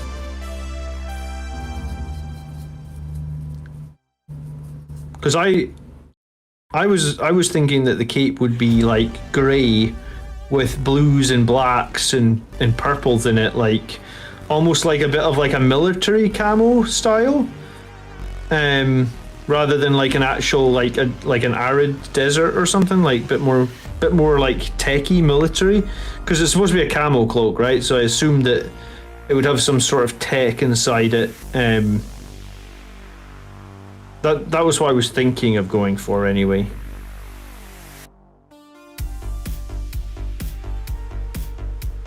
Good evening, Scott. How you doing? I painted the crons blue, so it's the red v blue shtick. My extra cash goes into Farscape memorabilia and merchandise. Oh, that's funny, Highland, because I've actually never watched Farscape, but the guy that was the main character, I think, what was his name? Was it Ben Browder? He was in Stargate SG-1. He replaced Richard Dean Anderson in SG-1, and SG-1 is probably one of my like top. I'd say it's like my top 5 TV shows that I've ever watched. Like, I loved Stargate SG-1. There's like a small rumor now that Amazon have bought MGM, that there could be like a new Stargate show, and like if they brought SG-1 back with like, or if they brought any form of Stargate back with like an ensemble cast from the old TV shows, oh, I would be so happy. I loved Stargate. I honestly thought it was, I just thought it was really great. Ben Browder, yeah. He was great in Stargate SG-1, honestly. Some people didn't like him, but like, I guess he had to replace Richard Dean Anderson, which is not an easy job to do. You know, it always happens in TV shows, right? Like, if you try and replace a main character, some people will never like the guy you replaced them with, but like, it's a tough job to film, right? You know, like, if you've been doing a TV show for like 10 years and someone and your character, you decide you've had enough and they got to replace your character, it's a tough job. I don't know. I mean, I always preferred Richard Dean Anderson, but I thought Ben Browder did a great job, right? Like, I really, really enjoyed him. His character was really funny. And you know what? SG-1 had a great comedic element in it, and I don't feel like you get that in some of, like, I've watched Star Trek Discovery. Honestly, like, while I've watched all 3 series, I'm not a big fan. I don't know. It just feels like Stargate was better. But I mean, it's just my opinion. I never watched Stargate, but I heard good things. Yeah, that's the same as me. I always heard good things. Maybe it's one of these shows. Like, I'm bored of shows at the moment because we've been locked down so long here in the UK that, like, I guess I'm just bored of watching TV, or I'm bored of watching Netflix. So maybe I need to give Farscape a try. Claudia Black, yeah, she was in Stargate as well. I liked her in Stargate too. I think some people again didn't like her in it, but I didn't have a problem with it. I thought she was a good character, and she was in Farscape too, right? I think I liked the whole Ori thing. You know, hallowed are the Ori. I liked how powerful they were and stuff. Maybe that was just it. Maybe some people just preferred the Gould as the bad guys in Stargate. And I mean, the Gould made a lot of sense, and like, they were the bad guys for like 8 series, right? So it was like they'd had their time. They needed to replace the Gould as the ultimate bad guys, and I think, you know, I thought that the Ori was fine. I enjoyed it.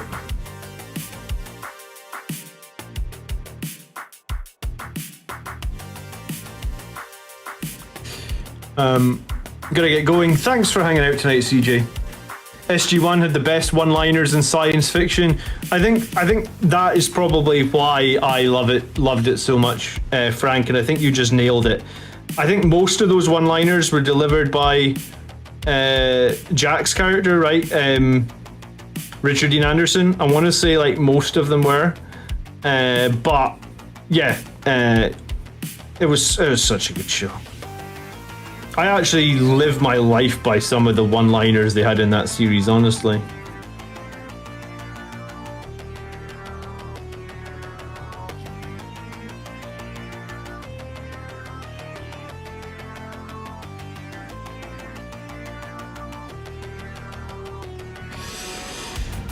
Deep Space Nine is the best Star Trek. You should check that out. Do you know what? Deep Space Nine is one of the few Star Trek series I've not watched. I've watched all of Voyager, and I've watched all of Enterprise, and I watched most of the original series, and I've watched, I think, all of the original movies. But yeah, Deep Space Nine is one that I haven't finished, actually. Do you know what? I'm kind of tempted to pull this Phobos captain's head off, honestly, and give him like a helmeted head. I generally prefer helmeted heads. One, just for painting, and two, just for like the aesthetic of my army. Like, would it be wrong to rip his head off and put like a helmeted head on? Oh, I think I thought this already. He's got a damn helmet on his back here. Oh, so yeah, I guess it would be wrong to rip his head off, because why would he have two helmets?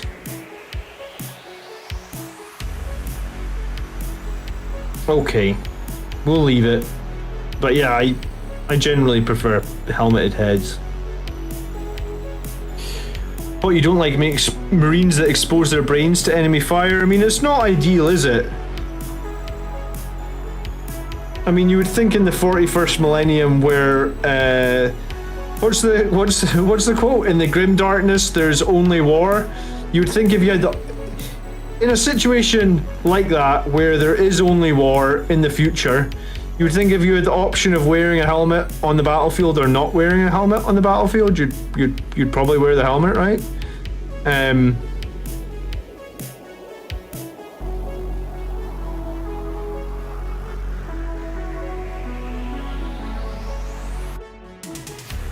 I also give my guys helmets. You should check out Farscape on Amazon Prime after tonight.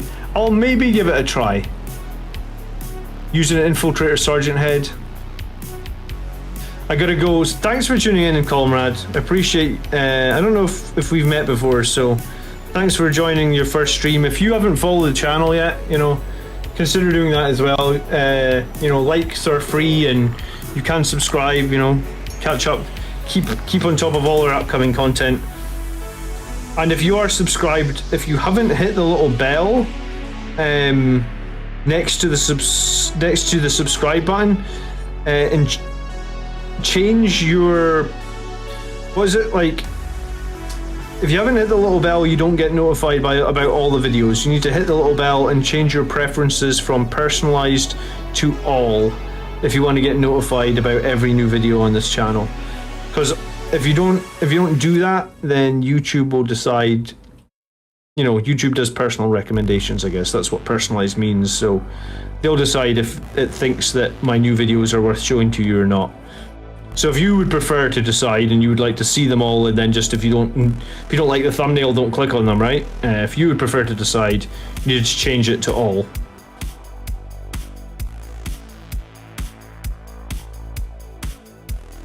Oh well, it's cool to see that a few people are Stargate fans. If they ever do a new Stargate show, we can chat about it, because I would love a new Stargate show. Quantum Leap. I changed mine for the BA Sergeant, one of the bionic eye. That's what I was thinking. Something with a aerial or a bionic eye or something. Whenever Marines have helmets, they lack faith in the Emperor. I mean, I don't know if in the Grim Darkness... I think maybe faith in the Emperor went a long time ago. False hope. The fact that we're on another crusade tells me that faith alone is not enough in this start time, I guess.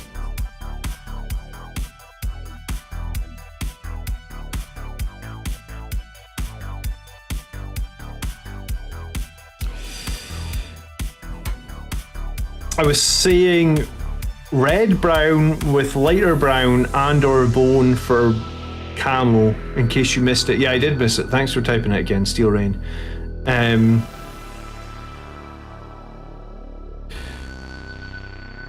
Was Stargate a web series? No, it was just, I think Stargate was originally out in, let me think about, it would have been...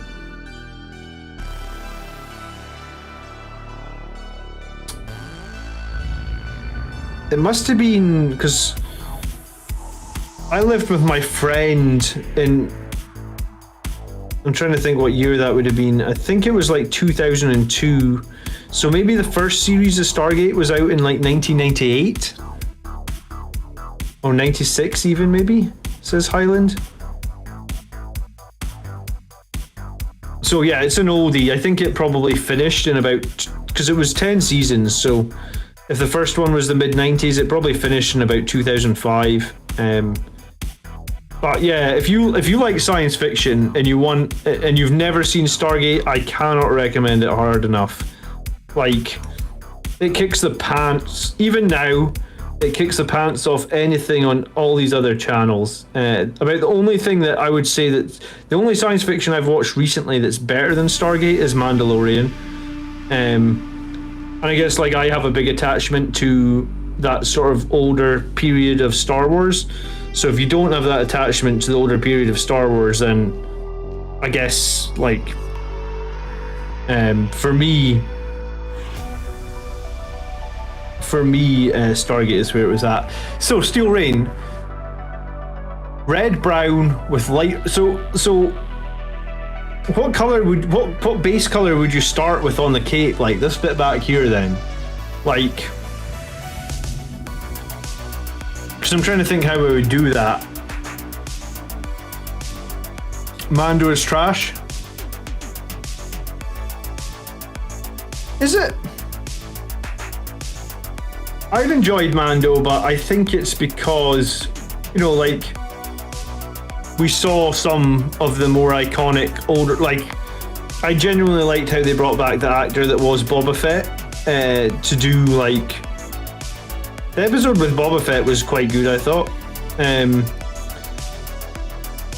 I like the episode with Luke Skywalker as well, I guess. But yeah, I mean, I guess like I'm just attached to old characters. Do you know what? I think that they did better with Luke Skywalker in that one episode of Mandalorian than they did with them throughout all the new movies. I think that would probably be fair to say, right? Because in the new movies, Luke just wasn't Luke anymore. I want to try The Expanse, but I need to build up the will to not be disappointed. Do you know what? We've watched the first 4 series of The Expanse.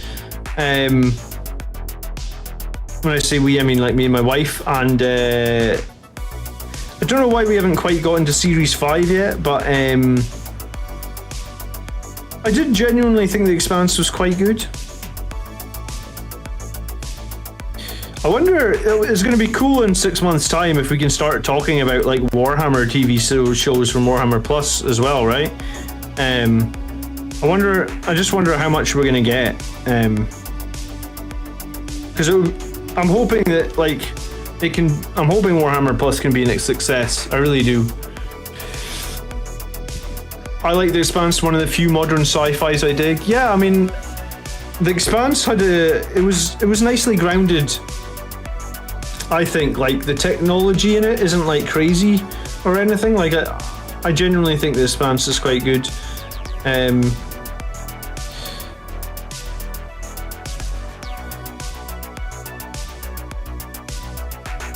really need to get back and just watch the last season. Guess I've just been slacking.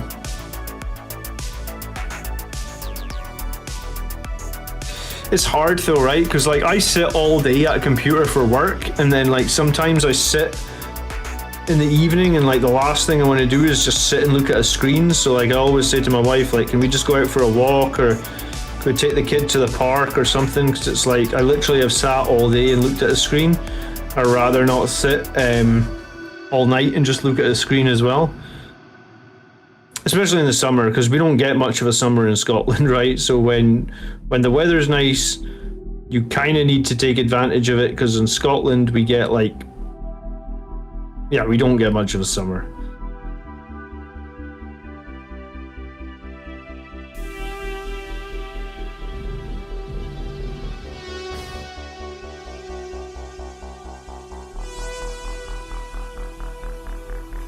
Yeah, I mean, I don't know, Steel. I think that I did watch that episode when he left his jump pack, and I did think that was pretty stupid, and that episode kind of made no sense. I mean, here's the thing that I thought about that, right? If you give a character like a really useful thing like a jump pack that lets him jet around all the time, then at some point you write yourself into a corner, right? Because you're like, oh well, he needs to get over there quickly. Well, you'll just use his jetpack, right?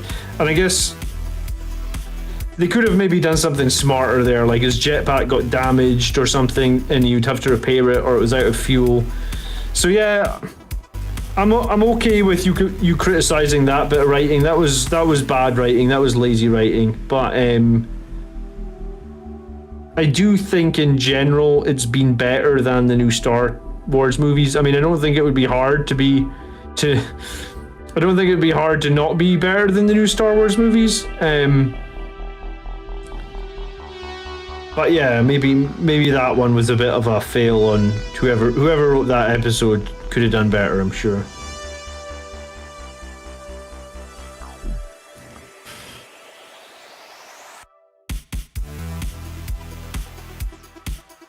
The X-Wing going by the windows give me chills. Yeah, I mean, the X-Wing moment was pretty cool because it was like, who is going to be in that X-Wing, right? Especially when like the woman, I think played by that UFC fighter Gina that's been fired or whatever. I actually don't remember the name of her character, or maybe her character name was Gina. She's like, ooh, one X-Wing, we're saved. I was like, oh yeah, you're saved. I was like, there's going to be somebody in that X-Wing. I actually thought it might be Mace Windu, actually. Because there's always been a bit of a rumor ever since that scene in Revenge of the Sith that, like, he just fell out of a window. Last time we checked, Jedis don't really take falling damage, right?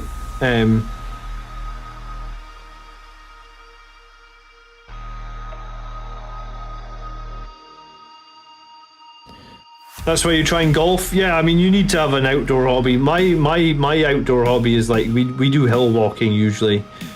There's a lot of hills and nice places to go like that in Scotland. So, and it's something I'm hoping to be able to do with the family once the daughter's a little bit older.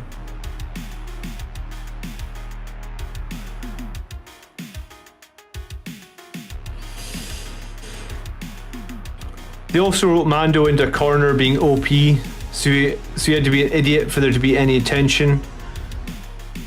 Also, better than the trash is not acceptable. Okay. I mean, against those Death Troopers, he wasn't. You know, Mando had some problems there, I guess.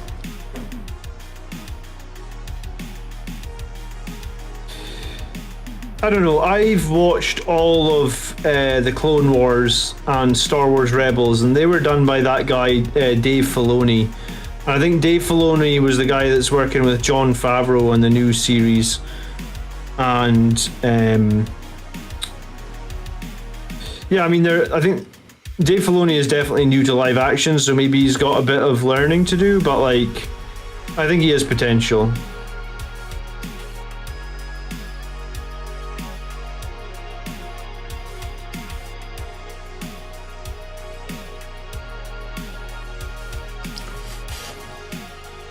If we're talking about Star Wars, hey John Williams, I just want to say you composed a great work on your Star Wars theme. I like it. Who would win in a fight between Mephisto and Darth Vader? You know, in the lore for Warhammer, Mephisto is an absolute badass. Like, he is so strong in the lore, and then when we actually see his stats on the table, he's kind of meh.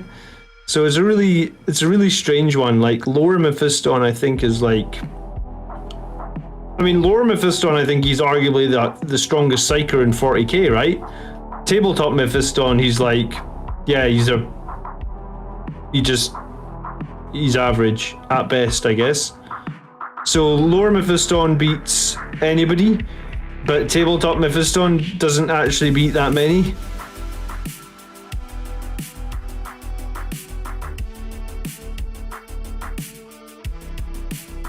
Mephisto just smites Vader, yeah.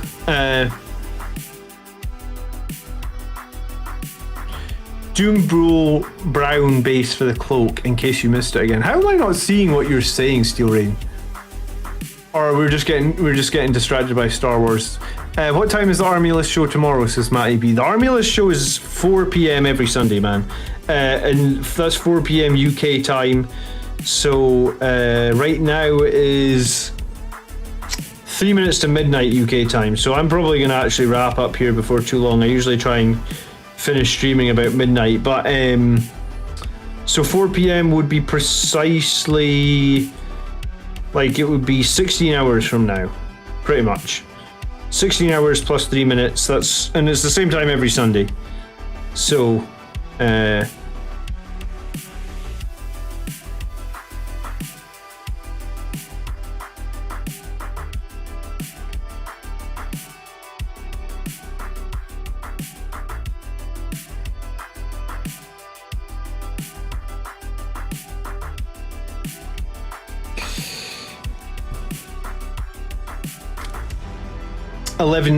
11 a.m. Eastern. Yeah, that's right.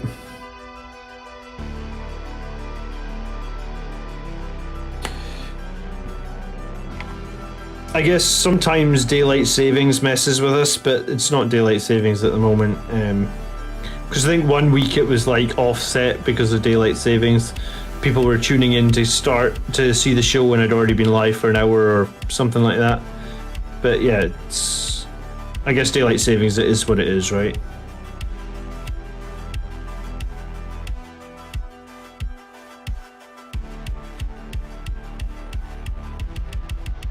You know, this Phobos captain has a combat knife, right? This is honestly the biggest combat knife I've ever seen. This is the size of a friggin' power sword, honestly. This is a big knife. Like, how has this knife got not -1 AP on it?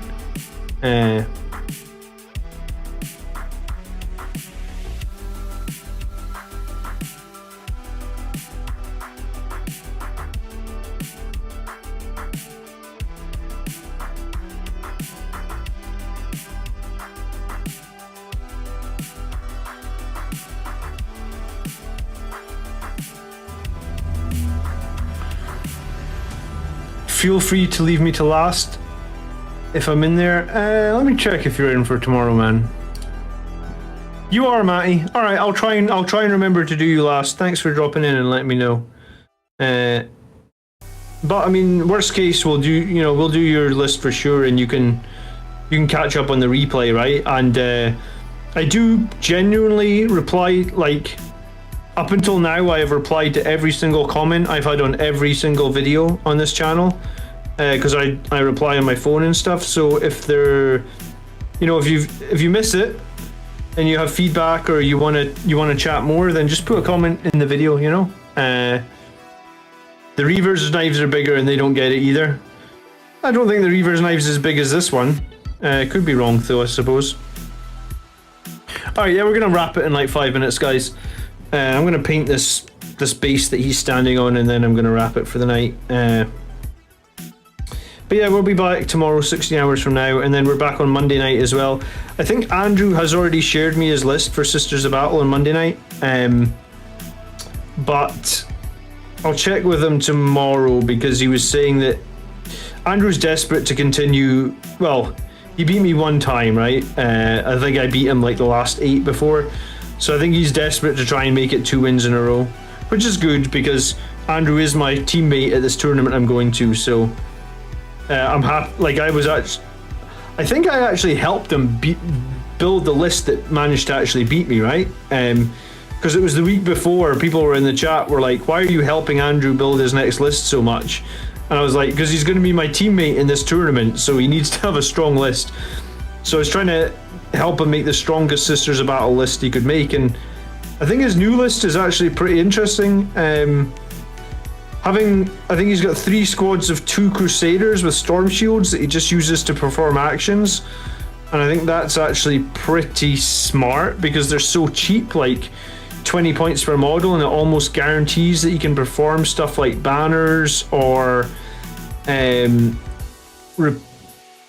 sacred. There's a new Sisters one, I forget what it's called. I think it's called like Sacred Ground or Sacred Sites, and there's another one, obviously Octarius Data.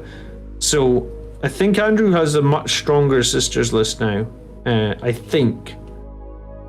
I mean, some of you guys in here play sisters and sometimes debate his lists a little bit, but yeah, I'd love to get for you guys to check out his new list on Monday night and let me know if you think it's. I'll post it up tomorrow after the live stream. Like I'll schedule Monday's battle and I'll post it up. Thanks for hanging out, artist. Really appreciate it.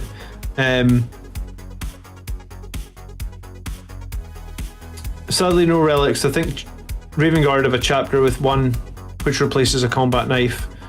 It might be big for a knife, but does it look sharp enough for -1 AP? Well, I mean, it's in a scabbard, so I'm not sure if it's sharp enough.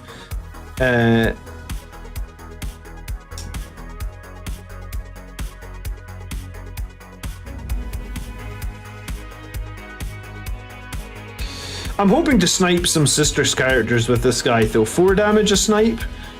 I think we can snipe something, right? If he puts any of his characters anywhere visible, we are sniping them. Or we're gonna try. Should be a lot like the Phobos captain was really effective against Death Guard, who are toughness 5. So I think against sisters who are toughness 3, we should get some value out of this captain for sure.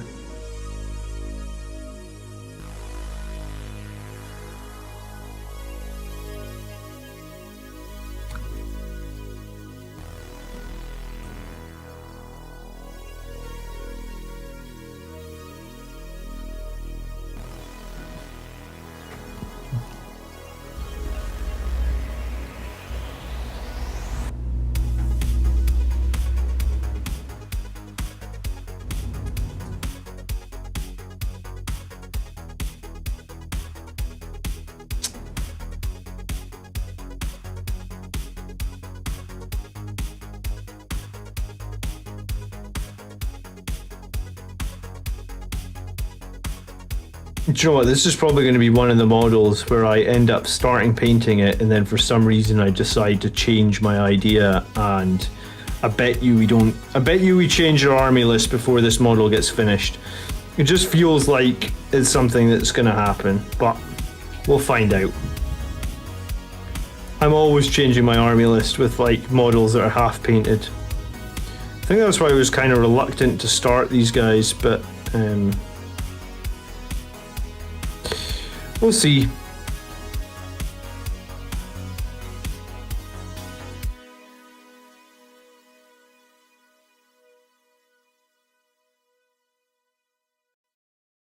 I've had great success with Voice Captain, however these days I'm finding most targets are T5, so our eliminators still have a shot, the captain struggles. Yeah, I mean, against certain armies the captain's going to struggle, that's for sure, isn't it? I spent a CP this week on his wound roll, which I mean it's not the most reliable CP to spend on a wound roll when you need a 5+, but I mean it paid off this week, and we ended up killing we killed the Death Guard Psyker in turn 1 and turn 2, which was pretty nice. So 2 of his Psykers were dead just from the snipers in turn 1 and turn 2. But yeah, it does feel like toughness 5. It's a tough one, right?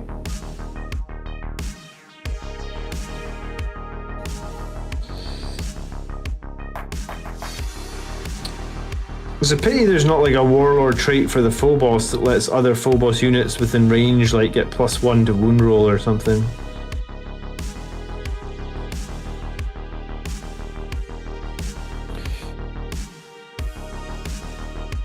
I did actually consider that like Lord of the Deceit might be quite good though.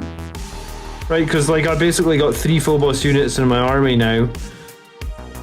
The Phobos Captain, the Infiltrators and the Eliminators. So Lord of Deceit would actually have some value in that we could deploy all of them very aggressively, and then before the battle starts Lord of Deceit and recall them and like just mess with the enemy's deployment a little bit.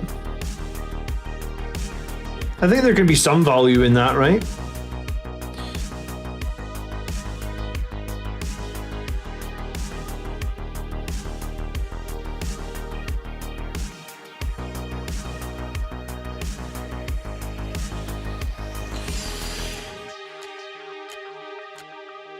What color do you do as cape? I like Rathart flesh plus light sepia wash, but on Eliminators a camo pattern is great. I think I'm gonna. This guy's got a camo cape as well, Exo. So I'm convinced that I'm going to paint them all the same, right? Steel Rain was saying that I could start with like a lighter brown, and then make it like a bit more like of a ball color. I need to write down exactly what he said after the stream ends. But yeah, I hadn't fully decided on the cape. But I think you guys are probably right. Something like browny, reddish. I think I'll probably have some grey in the cape as well. I mean, I'm base coating it grey anyway because this red is a nightmare to cover over. Always find like grey is a very easy color to color over, right? Like a lot of paints just sit over the grey with usually a single coat. The grey, yeah, I love Dawnstone. I use it on so many models, and I guess you can probably do the same with like that new grey sear paint, I think.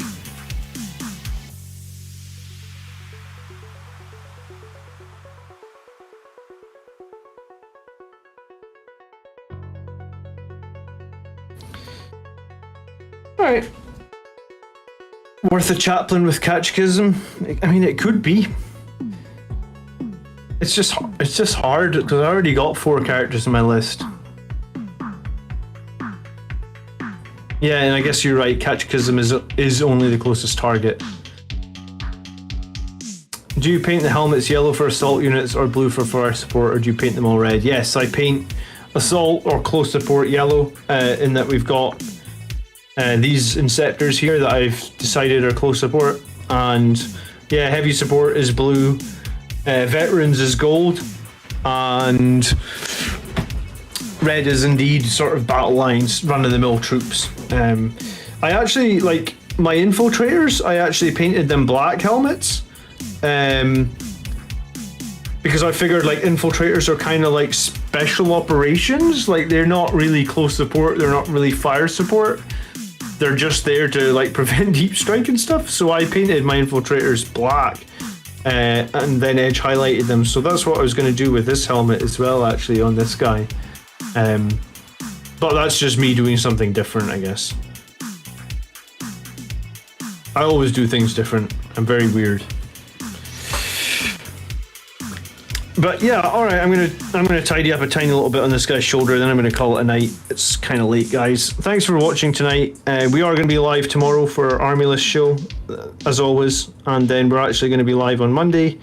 When on Monday we have a live game on against Sisters of Battle, and we really need to beat the Sisters this week. So if you want to see that, that'll be live at like 7:30 UK time on Monday night, and we try and have quite a bit of fun on the battle reports. Like, we're not super serious, and we definitely have a bit of banter. So if you want a less serious battle report, I guess, with a bit of banter, a bit of competitiveness in there, that's what we do on Monday nights. Cool. Hopefully see you tomorrow, Matty. Thanks for tuning in tonight. Tutorial in Eliminators Calico was great. Darren Latham. Do you know what? I've seen some of his painting videos. Okay, I will check out. Thank you. I think you should try making your Phobos captain with Gift of Foresight and Master Marksman honors. I don't like it, Highland. I don't like it. I like my chapter master to be a tanky son of a bitch, I guess. The one on the bike up front doing his thing.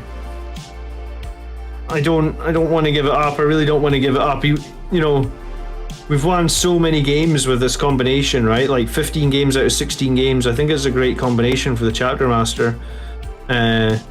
So that's why I really don't want to give it up, I guess. I know. Okay. All right. Well, we'll be back tomorrow. You can try and persuade me then. Guys, thank you so much for watching. Hope you enjoyed the stream. Have a great rest of your Saturday. Enjoy your weekend, and maybe we'll catch some of you on Sunday and Monday. And yeah, Have a good evening. Thanks for watching. Peace. By the blood are we made.